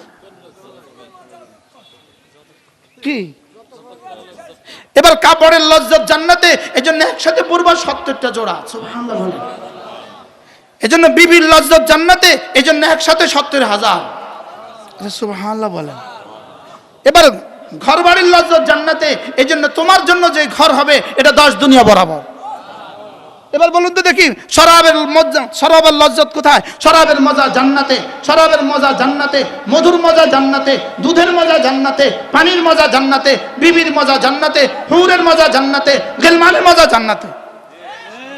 কি ভাই, তাহলে দুনিয়াতে কি বলেন? শুধু কষ্ট। দুনিয়াতে শুধু কি বলেন? দুনিয়াতে শুধু কষ্ট। তাহলে ফজর নামাজ পড়তে কষ্ট আছে না নাই? বলেন, ফজর নামাজ পড়তে কষ্ট আছে না নাই? ইনশাআল্লাহ 3 নম্বর সূরাতে আমরা এটা আরো আলোচনা করব ইনশাআল্লাহ। আজকে থেকে 3য় দিনে ইনশাআল্লাহ আরো বেশি আলোচনা আসবে। আল্লাহ তাআলা কষ্টের জন্যই দুনিয়াকে বানিয়েছেন। বাকি কষ্ট 2 কষ্ট। এক কষ্ট দিয়ে চিরস্থায়ী মজা দিয়ে দিবে, আর আরেক কষ্ট দিয়ে চিরস্থায়ী কষ্ট দিয়ে দিবে। কি ভাই, এক কষ্ট চিরস্থায়ী কি? তাহলে ফজর নামাজ কষ্ট আছে না নাই? হ্যাঁ, ফজর নামাজে কষ্ট আছে না নাই? কি পরিমাণ কষ্ট ফজর নামাজে। আজকে আমি এক আজীব পড়া পড়ছি, আজীব পড়া। একটু আগে আমি আমার দোস্তদেরকে বলছি, মাওলানা যে এখন আয়সা বসে ওয়াজ করছে, আপনি মনে করেন না ওই গাড়ি থেকে নামে এখানে ওয়াজ করে গেছে গা। এর জন্য সে ঘন্টা ঘন্টা পড়তে হয়েছে। আর আমি যে আপনাদের এখানে বসছি 1 বছর শত ঘন্টা আমাকে পড়া লাগছে। এটা শুধু আয়সা ওয়াজ করে দেয়া, এটা বিষয়টা এরকম না। লাকাদ খালাকনাল ইনসানা ফি কাবাদ, এর জন্য কষ্টে বুকে মাটি লাগানো লাগছে। তো বলতেছিলাম যে এক শায়েখ বড় সুন্দর বলেছেন, তুমি তোমার অ্যালার্ম ঘড়ি আছে, তোমার মোবাইলে অ্যালার্ম দেওয়ার কি আছে, যন্ত্র আছে। তোমার ডিউটির জন্য তুমি অ্যালার্ম দিতে পারো। ডিউটির জন্য তুমি কি দিতে পারো বলেন? তুমি ডিউটির জন্য অ্যালার্ম দাও, দেয় না? ডিউটির জন্য অ্যালার্ম দেয় না বলেন? ডিউটির জন্য তুমি অ্যালার্ম দিতে পারো। এবার তিনি বলেন, যদি তুমি ফজরের নামাজের জন্য অ্যালার্ম দিতে না পারো, ডিউটির জন্য তো অ্যালার্ম দিতে পারো, ফজরের জন্য তুমি অ্যালার্ম দিতে পারো না, এর অর্থ হলো তুমি ইচ্ছায় স্বেচ্ছায় জেনে বুঝে তুমি ফজর ছেড়ে দিয়েছো। কি ভাই, কল্পনা করেন বিষয়টা কেমন? তিনি উদাহরণ দিলেন, 6টায় তোমার ডিউটি আছে, তুমি 5:30 অ্যালার্ম দিয়েছ, লেকিন মসজিদে জামাত 5:15, তুমি 5টা অ্যালার্ম দিতে পারলে না। তুমি এখানে নীরবে তুমি আল্লাহর সাথে যুদ্ধের ঘোষণা দিয়েছ। নাউজুবিল্লাহ বলেন। কোন ডিউটির জন্য তুমি 5:30 অ্যালার্ম দিতে পারলে? দুনিয়ার ডিউটির জন্য তুমি 5:30 কি দিতে পারলে? অ্যালার্ম দিতে পারলে, লেকিন তোমার ফজর নামাজের জন্য তুমি 5টার অ্যালার্ম দিতে পারলে না। এর অর্থ কি? তুমি বুঝাতে চাইছো যে আমি নামাজ পড়লাম না, দেখি আপনি পারলে কিছু করেন। কি ভাই, এই মানসিকতাকে তারদীদ করার জন্য আমার সবকিছুর ব্যাপারে কিন্তু মানসিকতা এটাই। আমার রোজার মাসালা একই মাসালা, আমার নামাজের মাসালা কিন্তু একই মাসালা। আমাকে কষ্টের জন্যই বানিয়েছে। রব বলে, তোকে আমি কষ্টের জন্যই বানিয়েছি। তুই দোকানদারি করবি, এটা স্বাভাবিক। তুই অফিস করবি, এটা স্বাভাবিক। তুই কর্মচারী হবি, এটা স্বাভাবিক। তুই ফ্যাক্টরিতে যাবি, এটা স্বাভাবিক। তুই খেতে যাবি, এটা স্বাভাবিক। লেকিন তোকে আমি কষ্টের জন্যই বানিয়েছি, কষ্টের জন্যই বানিয়েছি। লেকিন তুই ভাবিস না, যদি এই কষ্টকে জীবনের শেষ কষ্ট মনে করিস, আর এই কষ্টকে যদি শুধু দুনিয়ার জন্য লাগাস, তুই এটা ভাবার কোনো কারণ নাই, তোর উপরে আর কোনো ক্ষমতাধর নাই, এটা ভাবার কোনো কারণ নাই। আয়াহসাবু আল্লা ইয়াকদির আলাইহি আহাদ, সে কি মনে করে তার উপরে আর ক্ষমতাধর কেউ নাই? এটার সাথে এটার কি মিল বলেন? মনে হয় বুঝেন নাই? মিল আছে না নাই? তুই কি মনে করিস তোকে কষ্টের জন্য বানিয়েছি? ঠিক আছে, কষ্ট কষ্ট কষ্ট কষ্ট, তুমি কষ্ট করবে, এটা স্বাভাবিক, এটা কষ্ট। লেকিন উচিত ছিল এই কষ্ট দেখা তুমি আমাকে চিনবা। এই কষ্ট দেখে তুমি কাকে চিনবা? এই কষ্ট দেখে তুমি আমাকে চিনবা। উচিত ছিল কষ্ট দেখে তুমি আমাকে চিনবা। কষ্টের সময় মানুষ কি বলে? কষ্ট পালে কি বলে? মা গো, বলে না? একটু কাঁটা ফেললে কি বলে? মা। বলে না? কষ্টের সময় মা কইলো কি লিগা? মা কষ্টের সময় মা বললো কেন? মা একটু দয়ালু দেখে মার নাম আসে, মা একটু বেশি ভালোবাসে দেখে মার নাম আসে। আল্লাহ তাআলা বলেন, তুই এত কষ্ট দেখে আমাকে চিনলি না কে? বুঝেন নাই কথা? তুই এত কষ্ট দেখে তুমি আমাকে চিনলে না কেন? এই জন্য আল্লাহ তাআলা বলেন, আয়াহসাবুল ইনসান আল্লা ইয়াকদির আলাইহি আহাদ, মানুষ তুমি কি ভেবেছো আল্লা ইয়াকদির আলাইহি আহাদ, তোমার উপরে পৃথিবীতে আর কেউ ক্ষমতাধর নাই? তুমি কি এটাই ভেবেছো? তুমি কি মনে করে আছো তোমার উপরে ক্ষমতাধর কেউ নাই? বলেন তর্জমা করেন। তুমি কি মনে করে আছো তোমার উপরে ক্ষমতাধর? আপনি বলুন তো দেখি, এই এক শব্দের ওজন কত? এই এক শব্দ যদি ফেরাউন বেঁচে থাকতো, ফেরাউনের সামনে যদি এটা পড়া যেত, ফেরাউন বলতো, হ্যাঁ ভুল হয়ে গেছে, হ্যাঁ আমার উপরে একজন কাদের আছে, আমার উপরে একজন ক্ষমতাশালী আছে। যদি পৃথিবী নমরুদের সামনে পড়া হতো, নমরুদ বলতো আমার উপরে একজন কাদের আছে। লেকিন দুর্ভাগ্যবশত আমরা তাদের সামনে পড়তে পারি নাই। যারা বুঝে না তাদের সামনে আমরা কি করতে পারি নাই? পড়তে পারি নাই। আর আমরাও বুঝি নাই। আয়াহসাবু আল্লা ইয়াকদির আলাইহি আহাদ, আপনি কি মনে করেন ডোনাল্ড ট্রাম্পের সামনে যদি এটা পড়া হতো, আয়াহসাবু আল্লা ইয়াকদির আলাইহি আহাদ, তুমি কি ভেবেছো তোমার উপরে ক্ষমতাধর কেউ নেই? নেতানিয়াহুর উপরে পড়া যেত, আয়াহসাবু আল্লা ইয়াকদির আলাইহি আহাদ, তুই কি ভেবেছিস তোর উপরে ক্ষমতাধর কেউ নেই? বাশার আল আসাদ, তুমি কি ভেবেছো তোমার উপরে ক্ষমতাধর কেউ নেই? আমাদের পলায়নকারিনী ফিরাউন, সেও কি ভেবেছিল তার উপরে ক্ষমতাধর কেউ নাই? কাকে বলেছে এই শব্দ? পৃথিবীর প্রতিটা মানুষকে বলেছে, আমাকেও বলেছে। তুই কি ভাবছিস তোর উপরে ক্ষমতাধর কেউ নাই? ইমাম সাহেবকেও বলছে, তুমি কি ভাবছো তোমার উপরে ক্ষমতাধর কেউ নাই? জালেমকেও বলছে, মাজলুমকেও বলছে, আল্লাহ তাআলা চোরকেও বলছে, ডাকাতকেও বলছে, দুর্নীতিবাজদেরকেও বলছে। কি বলছে বলেন? ভুলে গেছে। তোমার উপরে কি ক্ষমতাধর কেউ নাই? বলেন, পড়েন। এই শব্দ আমাকে কি করা উচিত ছিল? এই শব্দ আমার কলিজাকে কাঁপায় দেওয়া উচিত ছিল। এই শব্দ আমাকে দুটো দিকে, একদিকে এই শব্দ আমাকে বলতো আমি আর নাফরমানি করতে পারবো না, আমি কেমনে নাফরমানি করি, আয়াহসাবু আল্লা ইয়াকদির আলাইহি আহাদ, আয়াহসাবু আল্লা ইয়াকদির আলাইহি আহাদ। মক্কার এক কমবক্ত ছিল, ওই কমবক্তের নাম ছিল আবুল আসাদ। আবুল আসাদ, তাকে আসাদ্দুন বলতো, আসাদ্দু না বলে বলতো আবুল আসাদ, অর্থাৎ শক্তিশালীর বাপ। কি সে এই পরিমাণ শক্তিশালী ছিল, এই পরিমাণ শক্তিশালী ছিল, সে নিজের পায়ের উপরে সে একটা উটের চামড়ার উপরে দাঁড়াতো, দাঁড়া বলতো মান্না জানি, কে এটাকে এখান থেকে হটাবা, এখান থেকে টেনে এটাকে বের করবা কে, ফালাহু কাদা, তার জন্য এত পুরস্কার। সে একটা উটের চামড়ার উপরে দাঁড়াতো আর বলতো যে কে এটাকে আমার পায়ের নিচে থেকে সরাবা, তার জন্য এত পুরস্কার দিব, এত পুরস্কার দিব। 10 জন এটাকে টানতো, টেনে টেনে এটা ছিঁড়ে যেত, লেকিন তার পায়ের নিচে টুকরাটা আসতো না। শক্তিশালী কেমন ছিল। তো সে যখন রাসূল যখন দাওয়াত দিলেন, এই আবুল আসাদ ইবনু কালাদা সে বলে, মুহাম্মদ তুমি নাকি বলছো তোমার ফেরেশতাদের কাছে অনেক শক্তি আছে, তুমি নাকি বলছো তোমার রবের বলে অনেক শক্তি আছে, তো দেখি আমার পায়ের নিচের চামড়াটা হটাও, আমার পায়ের নিচে চামড়াটা কি করো, বুঝেন না কি বলছি, আমার পায়ের নিচে আমি যে চামড়ার উপর দাঁড়িয়েছি পারলে সব মিলে হটাও, হটাও। তা আল্লাহ তাআলা আয়াত নাযিল করছেন, আয়াহসাবু আল্লা ইয়াকদির আলাইহি আহাদ, সে কি ভেবেছে তার উপর ক্ষমতাধর কেউ নাই, তার উপরে ক্ষমতাধর কেউ নাই, অচিরেই দেখবা তার পায়ের নিচের চামড়া, শুধু চামড়া হটাই না, তার মাটিও আমি কিভাবে হটাই। কি ভাই, আমাদের দেশে কয় না পায়ের নিচে মাটি নেই, গত 16 বছরের ফ্যাসিস্টদের এখন পায়ের নিচে মাটি আছে না নাই?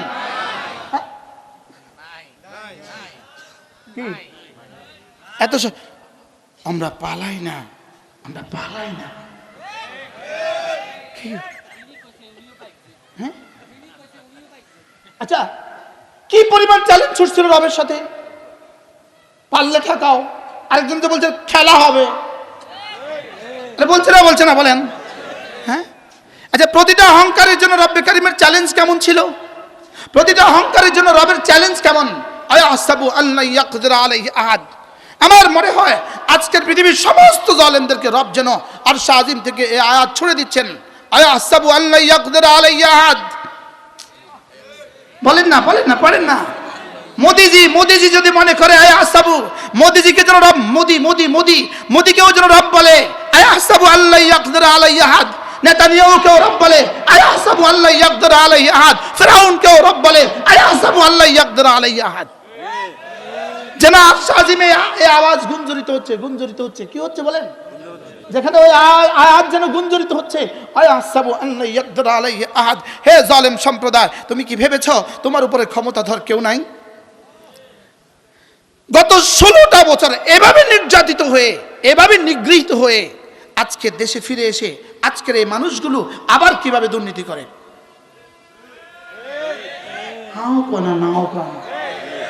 বলেন কি করে, করে না বলেন, আর বলেন করে না বলেন, কিভাবে করে। এত ফিডার পরেও, এত ফিটাইর পরেও উচিত ছিল না তওবা করে ফেলা? উচিত ছিল না? উচিত ছিল না 5ই আগস্টের পরে সমস্ত নেতা কর্মীদের উদ্দেশ্যে এক ভাষণ দেওয়া, আজ থেকে দেশে দুর্নীতি হবে না? উচিত ছিল কিনা বলেন? আচ্ছা যদি এই ভাষণটা দিত, এই দেশের জনসাধারণ তাদেরকে কি পরিমাণ রিসিভ করত? কি ভাই, এখন দুর্নীতি আছে না নাই? রিকশাওয়ালা থেকে টাকা তোলে না? হ্যাঁ, ধনিয়া বিক্রেতা থেকে টাকা তোলে না? তো কেউ যদি মনে করে আয়াহসাবু আল্লা ইয়াকদির আলাইহি আহাদ, তো রব তাকে কি বলে, এই কি করছিস? যখনই এক রিকশাওয়ালাকে বলে এই 5 টাকা দে, বড় ভাই কইছে 5 টাকা দিতি, না শহরে উঠতে দিতাম না, আর সাজিন থেকে এলান হয়, এই আয়াহসাবু আল্লা ইয়াকদির আলাইহি আহাদ। সুবহানাল্লাহ, কি এলান হয় বলেন? আয়াহসাবু আল্লা ইয়াকদির আলাইহি আহাদ, ভাবছিস কি এভাবেই চলবে? না, এভাবে চলবে না। কি এভাবে চলবে না? না, এভাবে চলবে না। আমি আছি, আমি কি আছি। আমরা একজনের লিখতেন, তিনি পারেন, তিনি পারবেন, তিনি পারেন, লিখতো জায়গা লিখতো তিনি পারেন। তো যখন দেখতাম তিনি পারেন, তাই বলতাম আল্লাহ রর পরিবর্তে দ একটা দিলে ভালো ছিল। মনে হয় বুঝেন না। রর পরিবর্তে কি পারেন পাকার পা রয়কার রে, রয়কারের পরিবর্তে যদি দয়কার দিয়ে দিত তুই হয়তো কথাটা 100% ঠিক। যদি রর পরিবর্তে কি লিখতো বলেন না, দ দিত, তাহলে কি হইতো, কথাটা হয়তো 100% অ্যাপ্রোপ্রিয়েট। তো দর পরিবর্তে লিখছে র, আর 5 আগস্টে গেছে ভাগ্য।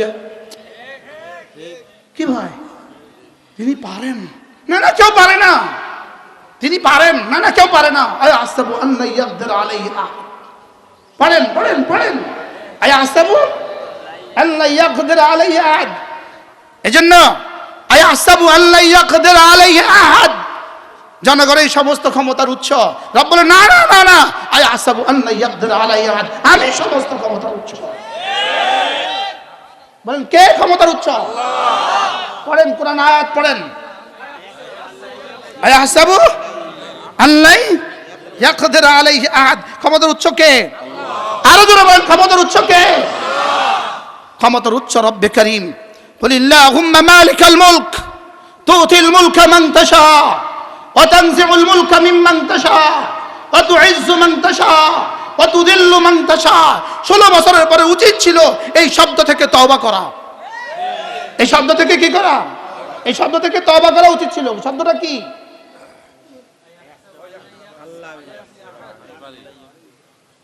এটা থেকে নি তওবা করা। আয়াহসাবু আল্লা ইয়াকদির আলাইহি আহাদ থেকে তওবা করা উচিত ছিল। কি থেকে তওবা করা? এই আকীদার বিশ্বাস থেকে তওবা করা। জনগণের সমস্ত ক্ষমতার উৎস, এখান থেকে 1000 বার তওবা করা উচিত। কি বলছি বলেন? জনগণ সমস্ত ক্ষমতার উৎস। আরো আবার বলেন, জনগণ সমস্ত ক্ষমতার উৎস। না না না বলেন না। আল্লাহ লা উকসিমু বিহাদাল বালাদ, আমি কসম খেয়ে বলি, আমি কসম খেয়ে বলি, জনতা সমস্ত ক্ষমতার উৎস নয়, সমস্ত ক্ষমতার উৎস আমি। আয়াহসাবু, এই বাক্য বুঝি শুধু এই তরজমার জন্য বলছে? এই বাক্যটাকে শুধু তরজমার জন্য বলছে না আমাদের কলিজায় আগুন ধরাবার জন্য বলছে? আমাদের কলিজায় কি আগুন ধরাবার জন্য বলছে। সারা পৃথিবীও যদি তোমাকে চায়, আমি যদি না চাই হবে না। সারা পৃথিবী যদি তোমাকে না চায়, আমি যদি চাই হবে। আয়াহসাবু আল্লা ইয়াকদির আলাইহি আহাদ, সে কি ভেবে রেখেছে তার উপরে ক্ষমতাধর কেউ নাই? সে কি ভেবে রেখেছে তার উপর ক্ষমতাধর কেউ নাই? এজন্য এখনো যদি হত্যার রাস্তায় ধরো তুমি, এখনো যদি গোপনে গোপনে আমাদের ছাত্র জনতাকে হত্যা করো, তোমাকে আবারও বলছি আয়াহসাবু আল্লা ইয়াকদির আলাইহি আহাদ। হইতে পারে হত্যার ষড়যন্ত্রের মধ্যে আমাদের নামও চলে আসছে, হইতে পারে তালিকায় চলে আসছে, হইতে পারে তালিকায় চলে আসছে। শরীফ ওসমান হাদি, এই যুবককে তোমরা হত্যা করেছো। এই যুবককে হত্যা করে তোমরা, যুবক চেয়েছিল শুধুই ঢাকা 8 আসনের এমপি হইতে। রব্বে কারীম তার 3টা প্রয়োজনে, 3টা কারণে, তার কলিজায় ঈমান ছিল, তার বুকে কোরআন ছিল, সে হাফেজে কোরআন ছিল। সে কি ছিল? আমার একদম স্পষ্ট দলিল, সে হাফেজে কোরআন ছিল। গত পরশু আমার ঢাকা যেখানে বয়ান ছিল, ওই মসজিদের ইমাম, সাবার কি মসজিদ বলে এটাকে, সাবার মডেল মসজিদ, ওই মসজিদের ইমাম শরীফ হাদির বন্ধু, তারা একসাথে দাখিল আলেম পাস করেছে। ওই ইমাম আমাকে বললেন, হুজুর শরীফ হাদি হাফেজে কোরআন ছিল। কি ভাই, কত মানুষ দেশে গুলিবিদ্ধ হয়ে মারা গেছে, কত মানুষ দেশে গুলিবিদ্ধ হয়ে মারা গেছে, লেকিন শরীফ হাদির কলিজায় ঈমান ছিল, তার কলিজায় কোরআন ছিল, তার কলিজায় খাঁটি দেশপ্রেম ছিল। কয়টা ছিল বলেন? কয়টা? কি কি ছিল? ঈমান, কোরআন, দেশপ্রেম। বলেন, ঈমান, কোরআন, দেশপ্রেম। ঈমান ছিল, কোরআন ছিল, আর কে ছিল বলেন? আর কি ছিল বলেন? না, পেট প্রেম ছিল না, দেশপ্রেম ছিল? ঈমান ছাড়া না ঈমান সহ, কোরআন ছাড়া না কোরআন সহ। এজন্য ঈমানের সাথে যদি কোরআনও থাকে, আর ঈমান আর কোরআনের সাথে যদি দেশপ্রেম থাকে, এরা শরীফ ওসমান হাদি হয়। এরা কি হয়? এরা খালিদ ইবনে ওয়ালিদ হয়, এরা তারিক বিন জিয়াদ হয়, এরা মুসা বিন উকবা হয়, এরা শরীফ ওসমান হাদি হয়। এটা কি হয় বলেন? আর ঈমান ছাড়া, কোরআন ছাড়া, এরকম বহুত নেতা পৃথিবী থেকে চলে গেছে, পৃথিবীর কেউ তাদের জন্য কাঁদে না। ওযু ছাড়াই জানাজা পড়ে, ওযু ছাড়াই কি পড়ে বলেন? ওযু ছাড়াই জানাজা পড়ে। হ্যাঁ, জানাজা অনেক মানুষ হইতে পারে, ওযু ছাড়াই হয়। কি 18 কোটি মানুষের চোখে পানি এসেছে। আমার জীবনে দুজন আজনবীর জন্য, দুজন আজনবী, আল্লামা হযরত নানুপুরি রহমতুল্লাহর জন্য কাঁদছি, হযরত হাফিজের জন্য কাঁদছি রাহমাহুল্লাহ, আল্লাহ ওয়ালাদের জন্য কাঁদছি, আহমদ শফির জন্য কাঁদছি, জুনায়েদ বাবুনগরের জন্য কাঁদছি। স্বাভাবিক না অস্বাভাবিক? সাধারণ মানুষের জন্য দুজনের জন্য জীবনে কাঁদছি। 1983 সালে শহীদ প্রেসিডেন্ট জিয়াউর রহমানের জন্য কাঁদা আসছে আমাদের 81 সালে, আর ওসমান হাদির জন্য আমাদের চোখে পানি আসছে। বাস্তব না বাস্তব? সেদিন কেন কাঁদা আসছিল? একই কারণ, তার কলিজায় ঈমান ছিল, তার কলিজায় দেশপ্রেম ছিল। তার কলিজায় কি ছিল বলেন? আর তার কলিজায় দেশপ্রেম ছিল। এখনো যদি কেউ ঈমানওয়ালা হয়, দেশপ্রেমওয়ালা হয়, আমরা ওকে, আমরা তাকে বলবো আসেন। কিন্তু কলিজায় কি লাগবে? ঈমান। আর কি লাগবে? কলিজায় দেশপ্রেম লাগবে। তাহলে কলিজায় ঈমান আর কলিজায় দেশপ্রেম হলে মানুষ তাকে ভালোবাসবে। মানুষ তাকে কি করবে? শরীফ ওসমান হাদি কলিজায় ঈমান, তার কলিজায় কোরআন, তার কলিজায় ছিল দেশপ্রেম। আমার মনে হয় আপনারা আমার সাথে একমত হবেন। না, এত মানুষ তার জন্য কাঁদবে কেন? আরে বাবা, 10 লাখ মানুষ যদি জানাজা হয়, 10 কোটি যারা বাংলাদেশে কাঁদছে, 15 কোটি। আমি তো জানাজা দিতে পারি নাই, কাঁদছি। শুধু একদিন কাঁদি নেই, 1 সপ্তাহ কাঁদছি। অথচ আমার দুর্ভাগ্য জানা সৌভাগ্য বলবো, ও গুলিবিদ্ধ হওয়ার আগের দিন পর্যন্ত আমি ওকে চিনতাম না। মানে আমি ফেসবুকে থাকি না, আমি বুঝি না। গুলিবিদ্ধ হওয়ার পরে শুনছি এক যুবক গুলিবিদ্ধ হয়েছে, আর এরপরে দেখলাম তার কোরআন শুদ্ধ। সুবহানাল্লাহ বলেন। ফজরের নামাজে পড়া ছাড়া সে কখনোই ঘর থেকে বের হইতো না। সে ফজর জামাতে পড়তো, জুমার নামাজ পড়ে তার গুলিবিদ্ধ হওয়া। সুবহানাল্লাহ বলেন। জুমার নামাজ কি জামাতে নিয়ে পড়ে না ঘরে পড়ে? কি হয়? তাইলে বোঝা গেছে, কেউ যদি মনে করে গুলি করে করে আমাদেরকে শেষ করে দিবা, আবার ফিরে আসবা, রব বলেন না না না না না না, আয়াহসাবু আল্লা ইয়াকদির আলাইহি আহাদ, আমি আছি। আচ্ছা, কি বলে কোরআন? কোরআন কি বলে? কোরআন কি বলে? পড়েন, আয়াহসাবু আল্লা ইয়াকদির আলাইহি আহাদ।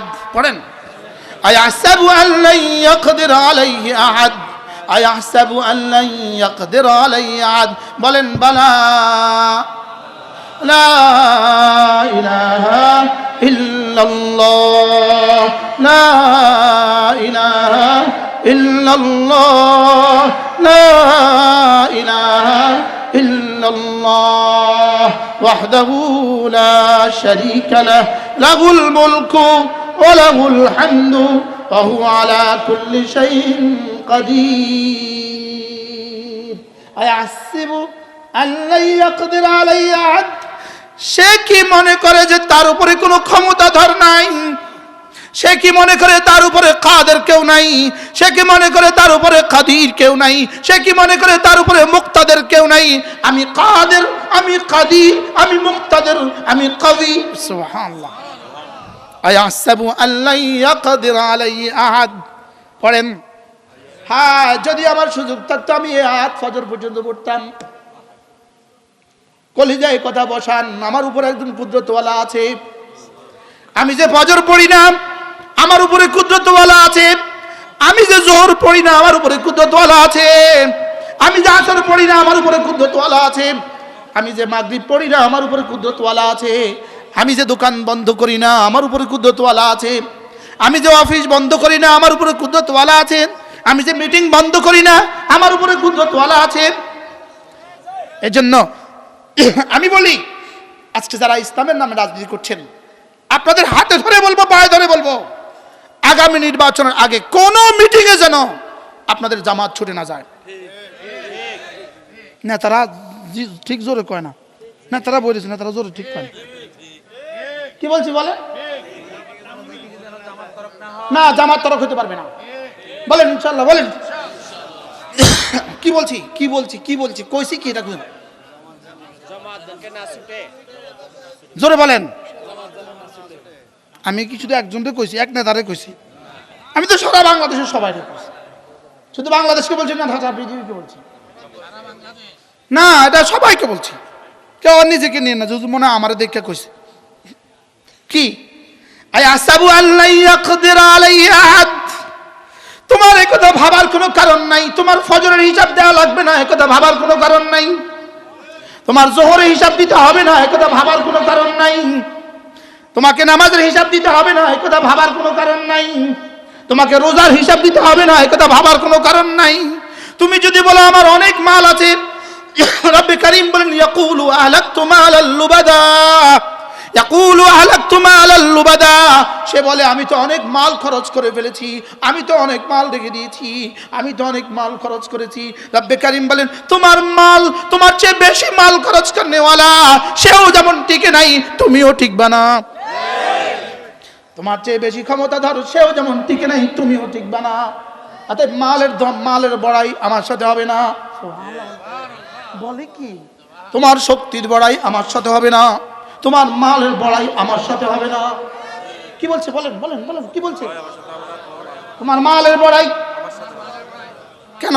তোমার মাল তো কারুন থেকে বেড়ে যায় নাই। দেখো না কারুনকে আমি জমিনে কিভাবে ধসিয়ে দিয়েছি। শেষ তার 5 আগস্ট যাওয়ার সময় শেষবেলা বলেছিল তোদের জন্য তো আমি অনেক মাল খরচ করেছি। আজীব কথা। 5 আগস্ট যাওয়ার সময় 11টা বাজে সেনাপ্রধানকে কি বলেছেন? তোমাদের জন্য আমি তো অনেক মাল খরচ করেছি, তোমরা আমার কথা শুনছো না কেন? তোমাদের জন্য তো আমি অনেক মাল খরচ করছি। দেখছেন না আল্লাহ যেমনি করছে এমনি কর। সুবহানাল্লাহ, আল্লাহ করছে দেখি। যেদিন এই কথা বলছে তোমাদের জন্য আমি অনেক মাল খরচ করেছি, সেদিনেই যেহেতু এই সূরা আমাকে এবার তাফসীর করতে হবে, আমি তো আমার পড়া ছিল। আমি তো আল্লাহ কইছি তো, তুমি যেমনি কইছো এমনি তো হইছে। কি ইয়াকুলু হালাকতু মালাল লুবাদা।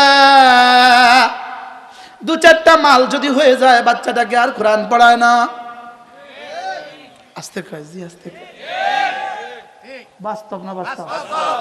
2-4টা মাল যদি হয়ে যায় ছেলের বিয়েতে দিন মতো আর বিয়ে হয় না। বাস্তব না বাস্তব? 2-4টা মাল যদি হয়ে যায় মেয়েটাকে আর দিন দেখে বিয়ে দেয় না। বাস্তব না বাস্তব? 2-4টা মাল যদি হয়ে যায় তো মেয়ের বিয়েতে দিন মতো আর চলে না। বাস্তব না বাস্তব? রব যেন কিয়ামত পর্যন্ত আনেওয়ালা সমস্ত মালওয়ালাকে ঘোষণা দিয়ে বলেন তোর উপরে আমি আছি, তোর মাল তোকে বাঁচাতে পারবে না। মা আগনা আনহু মালুহু ওয়া মা কাসাব। আল্লাহ, মা কোন সূরা? সপ্তাহ হাফেজ মাশাআল্লাহ। সূরা লাহাব দেখছেন নি কারবার? পড়ার লগে লগে বুঝে। বলেন তো দেখি মা, আমরা পড়েন পারেন তো? আমরা আগনা আনহু মালুহু ইযা কাসাব ওয়া মা কাসাব।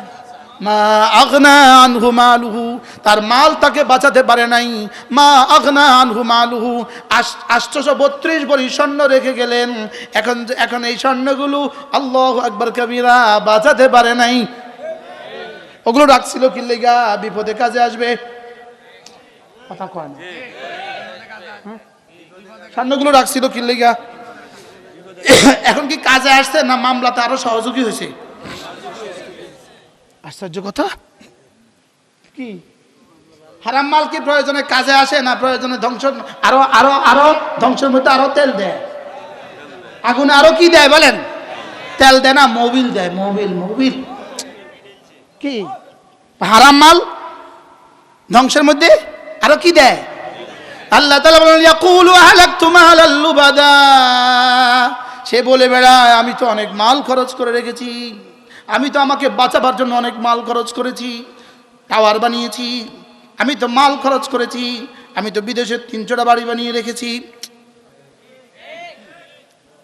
কোরআন যা বলে কেমনে বলে কোরআন? সুবহানাল্লাহ। ইয়াকুলু আহলাকতু মালাল লুবাদা। পড়েন ইয়াকুলু আহলাকতু মালাল লুবাদা। সে বলে আমি তো অনেক মাল খরচ করে ফেলেছি, আমি তো অনেক মাল সংরক্ষিত করে রেখেছি, আমি তো অনেক বাড়ি বানিয়ে রেখে দিয়েছি, আমি তো বিদেশে অনেক বাড়ি বানিয়ে রেখেছি, আমি তো বাংলাদেশের ট্রেজারিতে অনেক স্বর্ণ রেখে দিয়েছি, প্রয়োজনের সময় কাজে লাগবে। রব্বে কারীম বলেন জি না মা আগনা আনহু মালুহু ওয়া মা কাসাব, এক জাররাও কাজে আসবে না। আহলাকতু মালাল লুবাদা, পড়েন আহলাকতু মালাল লুবাদা। এজন্য হযরত হাসান বসরি রাহমাতুল্লাহ বলতেন, হারাম 40 বছর, হারাম মাল 40 বছরও টিকে না, হারাম মাল 40 বছরও টিকে না, আর হালাল 700 বছরেও শেষ হয় না। কি হয় 40 বছর আছে না 16 বছর? ভিশন 30 ও না, ভিশন কত 41, ও 30 হলো আরেক দেশের ভিশন 41, ভিশন কি ভিশন 41। ও বাপরে বাপ, কি হয় আহলাকতু মালাল লুবাদা ইয়াকুলুল আহলাকতু মালাল লুবাদা। না, বেশি মাল দিয়ে কিছু হবে না, বলেন বেশি মাল দিয়ে কিছু হবে না, বলেন আবার বলেন হারাম দিয়ে কিছু হবে না। হালাল যদি বেশি দিয়ে দেয় কোনো অসুবিধা নেই, মা আবার আম করে আমরা ধরবেন। হালাল যদি বেশি দেয় কোনো অসুবিধা আছে? হ্যাঁ, হালাল বেশি দিলে কোনো সমস্যা আছে? কয় না, হালাল বেশি দিলে কোনো সমস্যা আছে? না, হালাল বেশি দিলে কোনো সমস্যা নাই। হালাল বেশি দিলে কি নাই বলেন? আমার একজন মহাব্বতের মানুষ ছিল, ইন্তেকাল হয়ে গেছে, সিলেট শহরে থাকতেন লন্ডনে। ইনি একদিন আমি তার বাসায় থাকতাম মাঝে মাঝে গিয়া। ইনি হযরত মৌলানা সৈয়দ আসাদ মাদানী রাহমাহুল্লাহ তাআলা যখন লন্ডনে যেতেন, ইনার বাসায় থাকতেন আর ইনি তার ড্রাইভ করতেন। তো ইনার বাসায় আমি যাওয়ার পরে দেখলাম ওনার কি বলে এটাকে 3টা ড্রয়ার বাইর করলো, ড্রয়ার টান দিল, 3টা ড্রয়ার বোঝাই শুধু মাদ্রাসাতে দেওয়া টাকার রিসিট, কয়েক হাজার। মনে হয় বুঝেন নাই, বলতেছে দেখছেন এগুলো কি? আমি মজাক করে বলতেছি, হাজী সাহেব একটা কাজ করবেন, ইন্তেকালের পরে ইনশাআল্লাহ বলে দিবেন, ওসিয়ত করে দিবেন যে আমার কাফনের মধ্যে এগুলো দিয়ে দিও, ইনশাআল্লাহ মালাকুল মউত আরে কি বলে এটাকে মুনকার নকির, এটা দেখেই বলবে আল্লাহ লাগবে না। এরকম মাল কিছু হলে কি কোনো অসুবিধা আছে? বাংলাদেশে ঢাকা একজন ব্যবসায়ী আছে, বড় মহাব্বতের মানুষ আমাদের। উনি বাংলাদেশে 80টা মাদ্রাসার সমস্ত বেতন উনি দান করেন। আলহামদুলিল্লাহ, 80টা মাদ্রাসার পুরোটা বেতন উনি দান করেন। আলহামদুলিল্লাহ বলেন, আমারটাও দিয়ে দেয়, পুরোটা দিয়ে দেয়। আলহামদুলিল্লাহ বলেন, আমার লক্ষ্মীপুরের 2 মাদ্রাসার বেতন উনি দিয়ে দেয়। এভাবে সারা বাংলাদেশ। তো মাল দিছে কেমন হয়েছে? ভালো হয়েছে না? এই গত পরশু ডক্টর ইউনূসের কাছ থেকে প্রাইজ পেয়েছে সিআইপি, নবম 10মবারের মতো বাংলাদেশে সিআইপি হয়েছে। ইনি নিজের মুখে আমাকে বলেছেন, আলহামদুলিল্লাহ। ইনি বলেন যে হুজুর, আল্লাহ তাআলা আমাকে 20,000 কোটি টাকা দিয়েছে, এবং বলতেছে আমি কসম খায়া বলি 1 টাকা হারাম নাই। সুবহানাল্লাহ। বলে আমার কোনো পুঁজি নাই, এই মাল আমার কোনো কিছু নাই। আমার একটা 3 রুমের ঘর ছিল, আমি ওই 3 রুমের ঘরের মধ্যে হযরত নানুপুরীকে মেহমান হিসেবে রাখতাম। সুবহানাল্লাহ। এক রুমে আমি আমার বিবি, আরেক রুমে আমার বাচ্চারা, আর আরেক রুমে হযরত নানুপুরী মেহমান হিসেবে থাকতেন। একটা বাথরুম ছিল, হযরত নানুপুরী আমার জন্য দোয়া করছেন। সুবহানাল্লাহ বলেন, কি কোন আল্লাহওয়ালার দোয়া কেমন হয়? আর এখন হইল কি, চিটাং শহরে একটা বাড়ি, তার 88টা ফ্ল্যাটের একটা বাড়ি, 87টা ফ্ল্যাট আল্লাহ রাস্তা ওয়াকফ করে দিছে, আর একটা আমার নামে দিয়ে দিছে। ওটার মধ্যে আমার নেম প্লেট লাগাই দিছে। আরেকটা বাড়ি তার 18,000 স্কোয়ার ফিটের বাড়ি, 18,000 স্কোয়ার ফিটের বাড়ি, 8 তলা। এটা পুরোটা ওয়াকফ করে নাই, কিন্তু পুরোটার দান মাদ্রাসাগুলোতে দান করে দেয়। সুবহানাল্লাহ। আল্লাহ এদেরকে আল্লাহ তাআলা এদেরকে সুস্থতার হায়াত দান করেন, এদেরকে আরো বেশি দেওয়ার তৌফিক দান করেন। তাহলে বোঝা গেছে মাল হইলেই কি হয় না, খারাপ হয় না। মাল হইলেই কি হয় না বলেন? তাহলে মাল লাগবে না, লেকিন হালাল তরিকা না হারাম তরিকা? হারাম 40 বছর টিকে না, হালাল 400 বছরে শেষ হয় না। এজন্য শাহ আতাউল্লাহ বুখারী রাহিমাহুল্লাহ তাআলা এক বিখ্যাত মানুষ ছিলেন, শাহ আতাউল্লাহ বুখারী রাহিমাহুল্লাহ। তিনি বলতেন, আমি পৃথিবী গবেষণা করে দেখেছি, 2টো জিনিস আমি পৃথিবীর কোথাও দেখি নাই। এক নাম্বার কোন জালেমকে আল্লাহ তাআলা ছেড়ে দিয়েছেন এমনটি আমি কোথাও দেখি নাই। বুঝেন নাই কথা? কোন জালেমকে আল্লাহ তাআলা কি শেষ তক ছেড়ে দিয়েছেন এমনটি কোথাও দেখি নাই। 2 নাম্বার, কেউ যদি আল্লাহ রাস্তা দান করে সে ফকির হয়েছে এমন কাউকে পৃথিবীতে আমি দেখি নাই। কি হয় তাহলে? আল্লাহ রাস্তা দিলে কি হয় না বলেন? ফকির হয় না। আল্লাহ রাস্তা দিলে কি হয় না? আল্লাহ রাস্তা দিয়ে কেউ ফকির হয়ে গেছে, মসজিদ মাদ্রাসা দিয়ে কেউ ফকির হয়ে গেছে এমনটি পৃথিবীতে আমি কোথাও দেখি নাই। আর কোন জালেমকে আল্লাহ তাআলা ছাড় তো দিয়েছেন লেকিন শেষ তক ছাড় দিয়েছেন এমন কাউকে আমি দেখি নাই। না না, পুরো পৃথিবীতে কেউ দেখে নাই। পুরো পৃথিবীর ইতিহাসে কোন জালেমকে আল্লাহ তাআলা শেষ তক ছেড়ে দিয়েছেন এমনটি হয় নাই। তাহলে এই জালেম কি বলতো? ইয়াকুলু আহলাকতু মালাল লুবাদা। এবার তাকে ধমক দিয়ে আল্লাহ তাআলা বলেন, এই কি ভাবছিস, কি ভাবছিস তুই? আয়াহসাবু আল্লাম ইয়ারাহু আহাদ। এটা আগেরটা চেয়ে ভয়ানক। সুবহানাল্লাহ। আয়াহসাবু আল্লাম ইয়ারাহু আহাদ। তুমি কি ভেবেছো তোমাকে কেউ দেখে না? বলেন, তুমি কি ভেবেছো তোমাকে কেউ দেখে না? তুমি মাল কোত্থেকে অর্জন করেছো তোমাকে কেউ দেখে নাই, তুমি কি এমনটি ভেবেছো? তুমি মাল কোথায় খরচ করো তোমাকে কেউ দেখে নাই, তুমি কি এমনটি ভেবেছো? তুমি কোথায় কোথায় জুলুম করেছো তোমাকে কেউ দেখে নাই, তুমি কি এমনটি ভেবেছো? তুমি কোথায় কোথায় গুনাহ করেছো তোমাকে কেউ দেখে নাই, তুমি কেমনটি ভেবেছো? রাতের অন্ধকারে করা গুনাহ সেটাও আমি দেখি, দিনের আলোতে করা গুনাহ সেটাও আমি দেখি, লোকালয়ে করা গুনাহ সেটাও আমি দেখি। তুমি কি ভেবেছো তোমার উপরে কেউ তোমাকে দেখে না? বলেন বলেন বলেন বলেন। এই শব্দগুলোই ছিল সাহাবীদেরকে সাহাবী বানাবার তাবিজ। সুবহানাল্লাহ। সিদ্দিক আকবরকে সিদ্দিক আকবর বানিয়েছে এই শব্দ। কেউ কি তোমাকে দেখে না? বলেন, দেখে দেখে দেখে। বলেন, দেখে দেখে দেখে। তুমি যখন মোবাইলে থাকো তুমি কি ভেবেছো তোমাকে কেউ দেখে না? তুমি কি ভেবেছো তোমাকে কেউ দেখে না? তুমি বিমানে তুমি কি ভেবেছো তোমাকে কেউ দেখে না? তুমি দোকানে তুমি কি ভেবেছো তোমাকে কেউ দেখে না? তুমি অফিসে তুমি কি ভেবেছো তোমাকে কেউ দেখে না? তুমি একাকিত্বে তুমি কি ভেবেছো তোমাকে কেউ দেখে না? তুমি লোকালয়ে তুমি কি ভেবেছো তোমাকে কেউ দেখে না? বলেন না, দেখে দেখে দেখে। তুমি যে ফজরে ঘুমাচ্ছ তুমি কি ভেবেছো তোমাকে কেউ দেখে না? কি তুমি যে দোকানে তোমার কলিজায় ঢুকাও যে আমাকে একজন দেখছেন। বলেন বলেন বলেন, আমাকে একজন, সবাই বলেন এই কথা বলেন, আমাকে একজন দেখছেন, আমাকে একজন দেখছেন। কতক্ষণ দেখেন তিনি আমাকে? কোথায় কোথায়? وما تكون في شأن وما تكون في شأن وما تتلو منه من قرآن وما تعملون من عمل إلا كنا عليكم شهودا إذ تفيضون فيه وما يعزب عن ربك من مثقال ذرة في الأرض ولا في السماء ولا أصغر من ذلك ولا أكبر إلا في كتاب مبين। তুমি যেখানেই থাকো না কেন, যে কাজেই করো না কেন, চাই কোরআনে কারিমে পড়ো না কেন, চাই নামাজেই পড়ো না কেন, চাই মসজিদেই থাকো না কেন, চাই বাজারেই থাকো না কেন, তুমি যে কোনো কাজেই করো না কেন, আমি তোমার সাথে আছি। আমি তোমার কি? আমি তোমাকে দেখছি, সাথে আছি। সুবহানাল্লাহ বলেন। আমি তোমাকে কি দেখছি, আমি তোমার কি? ইল্লা কুন্না আলাইকুম শুহুদা। তোমার নামাজের ভিতরে আমি তোমার সাথে, তোমার দোকানেও আমি তোমার সাথে, তোমার বাজারেও আমি তোমার সাথে, তোমার মেম্বারে আমি তোমার সাথে। তুমি যখন মেম্বারে তখন যেমন আমি তোমাকে দেখি, তুমি যখন রাতের অন্ধকারে ল্যাপের ভিতরে তখনও আমি তোমাকে দেখি। এটা আমারে কয় হুজুর? না না ভাই, এটা আমাকেও আজ করে, আমাকে। হ্যাঁ, তুমি ছুরিলে দৌড়াইলো আমি তোমারে দেখি। আল্লাহ সুবহানাল্লাহ। আমি তোমাকে দেখি, আমি তোমাকে দেখি। বলেন, আমি তোমাকে দেখি।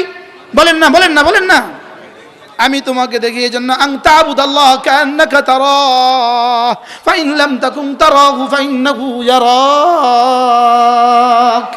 আমি তোমাকে দেখি রাতের অন্ধকারে, আমি তোমাকে দেখি। ইয়ালামু খায়নাতাল আয়ুন, তোমার চোখের খেয়ানত আমি দেখি। আমি তোমার চোখের খেয়ানত সেটাও আমি তোমাকে দেখি।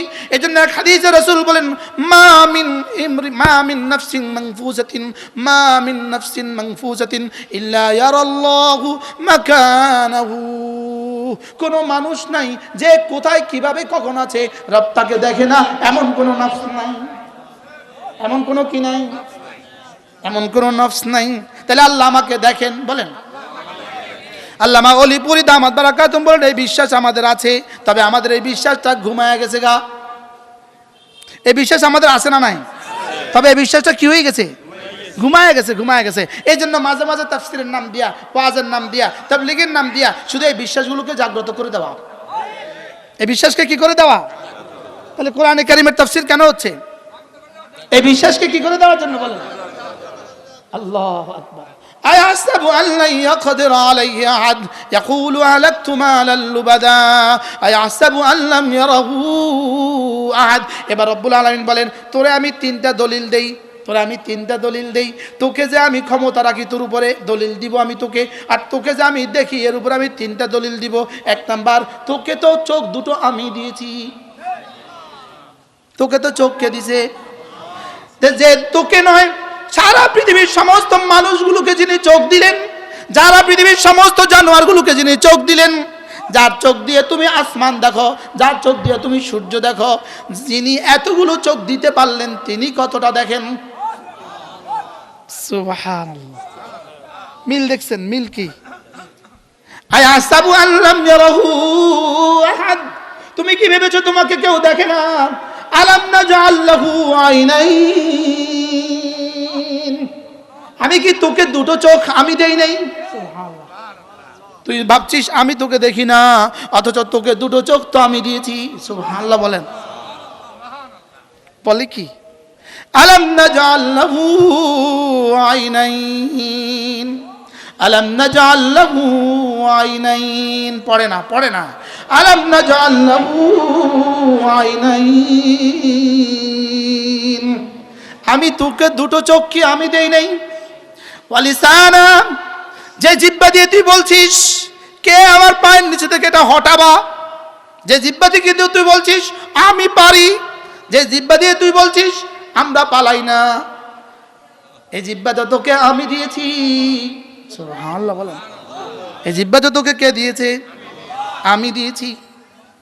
হ্যাঁ, আমি বক্তারে কি বলে? আমি বক্তারে কি বলে? যে জিহ্বা দিয়ে বক্তৃতা করছিস এটা কিন্তু তোর না, এটা কিন্তু আমার দেওয়া। সুবহানাল্লাহ বলেন। আমার মনে হয় সব বক্তাগুলোকে, সব বক্তা, বাংলাদেশের সব বক্তাগুলোকে একসাথে রব বলে ওয়ালিসানা, যে জিহ্বা দিয়ে তুই ওয়াজ করছিস এই জিহ্বা কিন্তু আমার দেওয়া। সুবহানাল্লাহ। তুমি আজকে এত বড়, এত বড়, এত বড়, আমি যদি তোমাকে দুটো চোখ না দিতাম পৃথিবীর কেউ তোকে জিজ্ঞেস করতো না। এখন তো তোমাকে নোবেল প্রাইজ দেওয়া হয়, আমি যদি চোখ না দিতাম তাহলে তোকে নোবেল প্রাইজ তার দূরের কথা 4 আনা পয়সা কেউ দান করতো না। তাইলে বোঝা গেছে তোমার নোবেল প্রাইজের মূলত, তোমার নোবেল প্রাইজের মূলে আছে আমার দেওয়া চোখ। সুবহানাল্লাহ বলে না? তোমার নোবেল প্রাইজের মূলত কি আছে?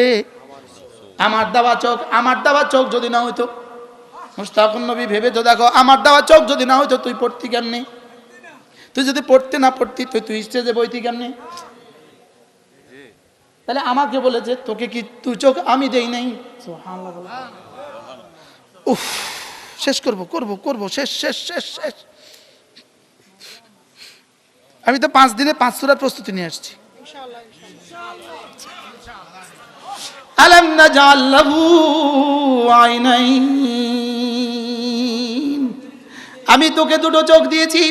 বাকি মজার বিষয় হলো আমার দেওয়া চোখ যদি আমার সিদ্ধান্ত মতে, আমার দেওয়া চোখ যদি আমার দেওয়া ক্যাটালগ মতে তুমি ইস্তেমাল করো, কথা দিলাম এই চোখ কবরে, হাসরে, মিজানে, কবরে, হাসরে, কবরের পরে কবরে থাকবে না, আবার হাসরে ফেরত দিব, ফেরত দিয়ে এই চোখকে এই পরিমাণ যোগ্যতা দিব, ময়দানে মাঝরে তুই এই চোখ দিয়ে সরাসরি আমাকে দেখবি।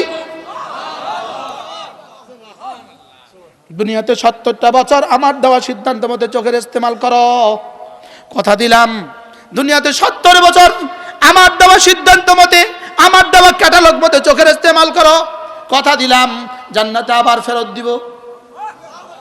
শুধু ফেরত দিব না, এই পরিমাণ যোগ্যতা দিবে তোর চোখ দিয়ে তুই আমাকে দেখবি। দুনিয়াতে তোর চোখকে তো আমি তোর চোখকে তো দেখার যোগ্যতা দিয়েছি ঠিকই, লেকিন তোর চোখ দিয়ে তুই তোর চোখও দেখিস না, তোর চোখ দিয়ে তুই তোর নাকটাও দেখিস না। কি তোমার চোখ দিয়ে তুমি সব দেখো?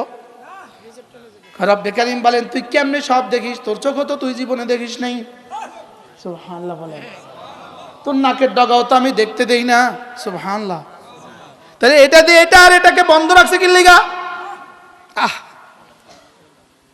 কি করব, মন তো চায় চোখের উপরে বলি, আলহামদুলিল্লাহ চোখের উপরে বললে 2 ঘন্টা বলে দেবো। চোখকে সবচেয়ে নাজুক বানিয়েছেন চোখ, মানব দেহের সবচেয়ে নাজুক অঙ্গ বানিয়েছেন চোখ, সবচেয়ে দুর্বল বানিয়েছেন চোখটাকে। লেকিন চোখটাকে সেফটি দেওয়ার জন্য চোখের উপরে যে বাউন্ডারি দিয়েছেন, এখানে যেই বাউন্ডারিটা, যে হাড্ডির বাউন্ডারিটা দিয়েছেন, মাথার তালু থেকে পায়ের তালু পর্যন্ত সমস্ত শরীরের মধ্যে এই হাড্ডিটা সবচেয়ে বেশি শক্ত। সুবহানাল্লাহ বলে। এটা সবচেয়ে বেশি শক্ত। সুবহানাল্লাহ বলে। বলেন এটা চোখের বাউন্ডারিটা, এটা সবচেয়ে বেশি শক্ত হাড্ডি। সুবহানাল্লাহ বলে। এরপরে তোর চোখকে সেফটি দেওয়ার জন্য আমি তোর চোখের উপরে একটা পর্দা এঁটে দিয়েছি, এটার মধ্যে অটো স্প্রিং লাগিয়ে দিয়েছি। সুবহানাল্লাহ বলেন। এটার মধ্যে অটো স্প্রিং লাগিয়ে দিয়েছি, এটার মধ্যে অটো স্প্রিং লাগিয়ে দিয়েছি, এটার মধ্যে অটো লাগিয়ে দিয়েছি। অটো প্রতি 8 সেকেন্ডে এটা একবার তোর চোখে মারতেই হয়, ইচ্ছায় অজান্তে তোর মারতেই হয়। সুবহানাল্লাহ বলেন। 3টা গ্রন্থি দিয়ে চোখে আল্লাহ তাআলা পানি সাপ্লাই দেয়, 3টা ছিদ্র আছে এখানে যেটা দিয়ে পানি সাপ্লাই দেয়। এই চোখে 3টা, এই চোখে 3টা পানি সাপ্লাই দেয়। এই পানি সাপ্লাই দেওয়ার পরে 8 সেকেন্ড পরে যদি এই চোখটা এভাবে বাড়ি দিয়ে এই পানিগুলোকে সম্প্রসারিত করে না দিত, ছিটিয়ে না দিত, এই পানি এখান দিয়ে গড়িয়ে গড়িয়ে পড়ে যেত। এবার রব্বে কারীম চ্যালেঞ্জ ছুড়ে দিয়েছেন, তোর চোখের পানি যদি আমি শুকিয়ে দেই, তোর চোখের পানি যদি আমি শুকিয়ে দেই, পৃথিবীর কোন টেকনোলজি, পৃথিবীর কোন সায়েন্স পারবে না তোর চোখকে আবার ফিরিয়ে দিতে। তোর চোখটাকে আমি যদি ছিনিয়ে নেই, পৃথিবীর কোন শক্তি পারবে না তোকে চোখ আবার দিতে। এই চোখ আমার দেওয়া চোখ, আমার দেওয়া চোখ, আমি দিয়েছি চোখ, আমি দিয়েছি। এজন্য কুল্লিল মুমিনিন ইয়াগুদ্দু মিন আবসারিহিম ওয়া ইয়াহফাযু ফুরুজাহুম, আপনি মুমিনদের পুরুষগুলোকে বলে দেন ভিন নারীর চোখের সামনে আসার সঙ্গে সঙ্গে এটা যেন সে নিচু করে। সুবহানাল্লাহ। এটা যেন কি করে? হাদিসে কুদসি রাসূল বলেন, কটা বাজে? আলাম নাজাল লাহু আইনাইন, পড়েন। ألم نجعل له عينين ولسانا وشفتين وهديناه النجدين। হ্যাঁ, তোকে 2টো চোখ আমি দিয়েছি, তোকে 2টো ঠোঁট আমি দিয়েছি। ঠোঁটগুলো তোকে কেন দিয়েছি জানিস? ঠোঁটগুলো তোকে কেন দিয়েছি জানিস? 1 নাম্বার ঠোঁট দিয়েছি তোর সৌন্দর্য বর্ধনের জন্য, 2 নাম্বার ঠোঁট দিয়েছি ভিতর থেকে কিছুকে বের করতে দেয় না, আর ভিতর থেকে বাইরে থেকে কিছুকে ঢুকতে দেয় না তোর ইচ্ছা ছাড়া। সুবহানাল্লাহ। তোর ঠোঁট বানিয়ে দিয়েছি তোর মুখ গহ্বরের জন্য ঢাকনা। সুবহানাল্লাহ। এমন ঢাকনা বানিয়ে দিয়েছি যেটার জন্য অটো মেশিন, যেটার জন্য তোমাকে এখানে কোনো ছিটকিনি লাগাতে হয় না। এটা ছিটকিনি এখানে সেট করে দিয়েছি, এখানে যদি এরাদা হয় এটা হা হয়ে যায়, এখানে যদি এরাদা হয় এটা বন্ধ হয়ে যায়। সুবহানাল্লাহ বলে না।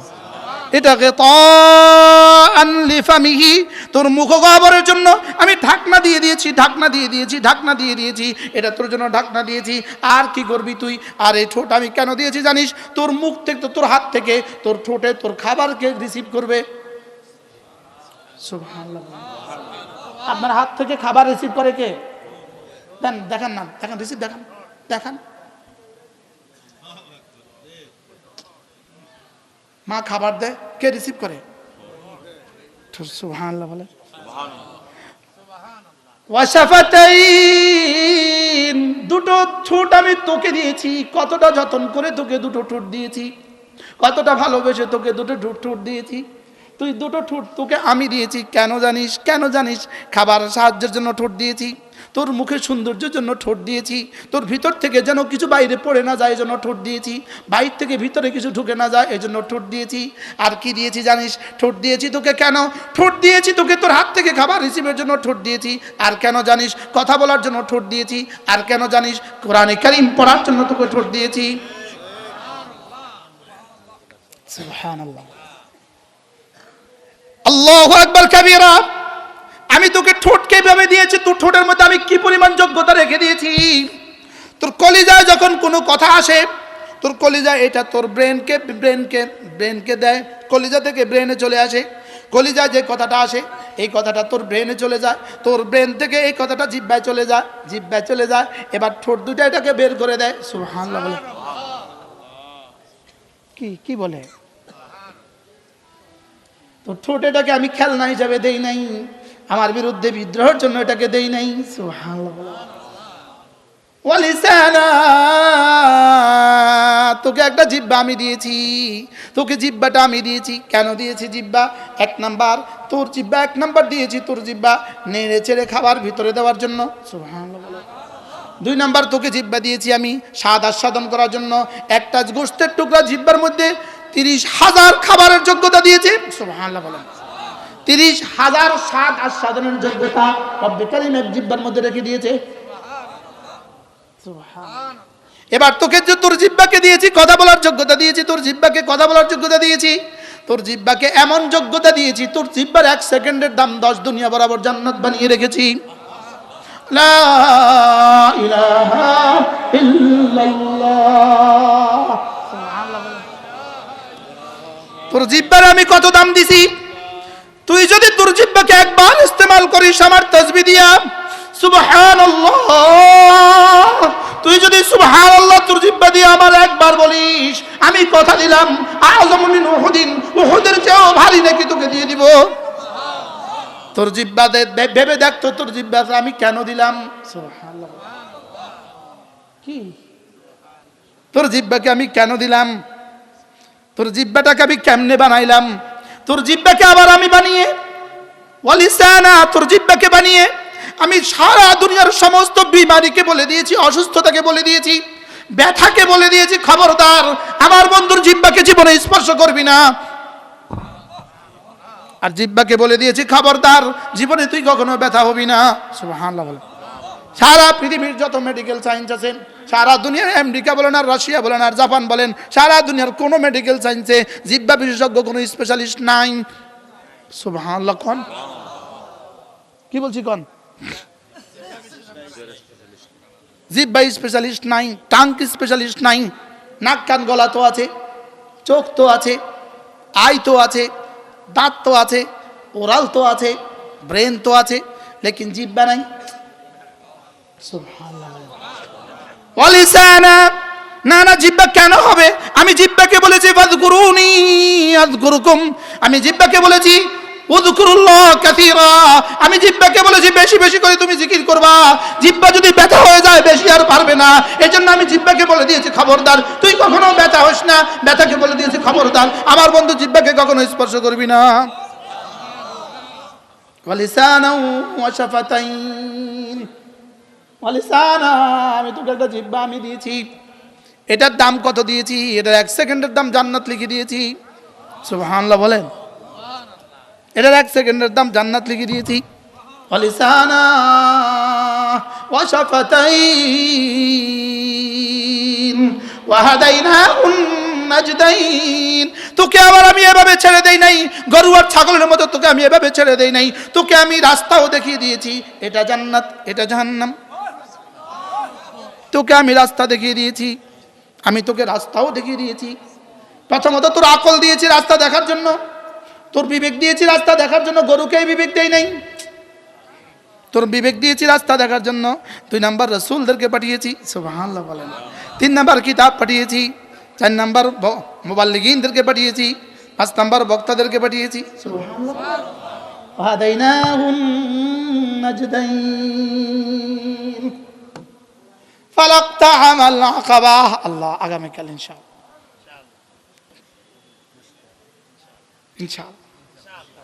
যেন আল্লাহ আগামীকাল পর্যন্ত আমার হায়াত দেয়।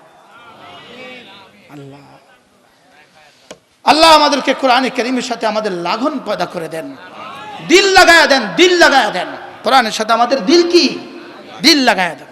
আল্লাহ এই তাফসীরুল কোরআন মাহফিলকে কিয়ামত পর্যন্ত দায়েম আর কায়েম রাখেন। আল্লাহ আমাদের সকলকে কবুল করেন। সুবহানাল্লাহি ওয়া বিহামদিহি, সুবহানাকাল্লাহুম্মা ওয়া বিহামদিক, আশহাদু আল লা ইলাহা ইল্লা আনতা, আস্তাগফিরুকা ওয়া আতুবু ইলাইক। ওয়া সাল্লাল্লাহু তাআলা আলা নবিয়িল কারীম ওয়া আলা আলিহি ওয়া আসহাবিহি আজমাইন।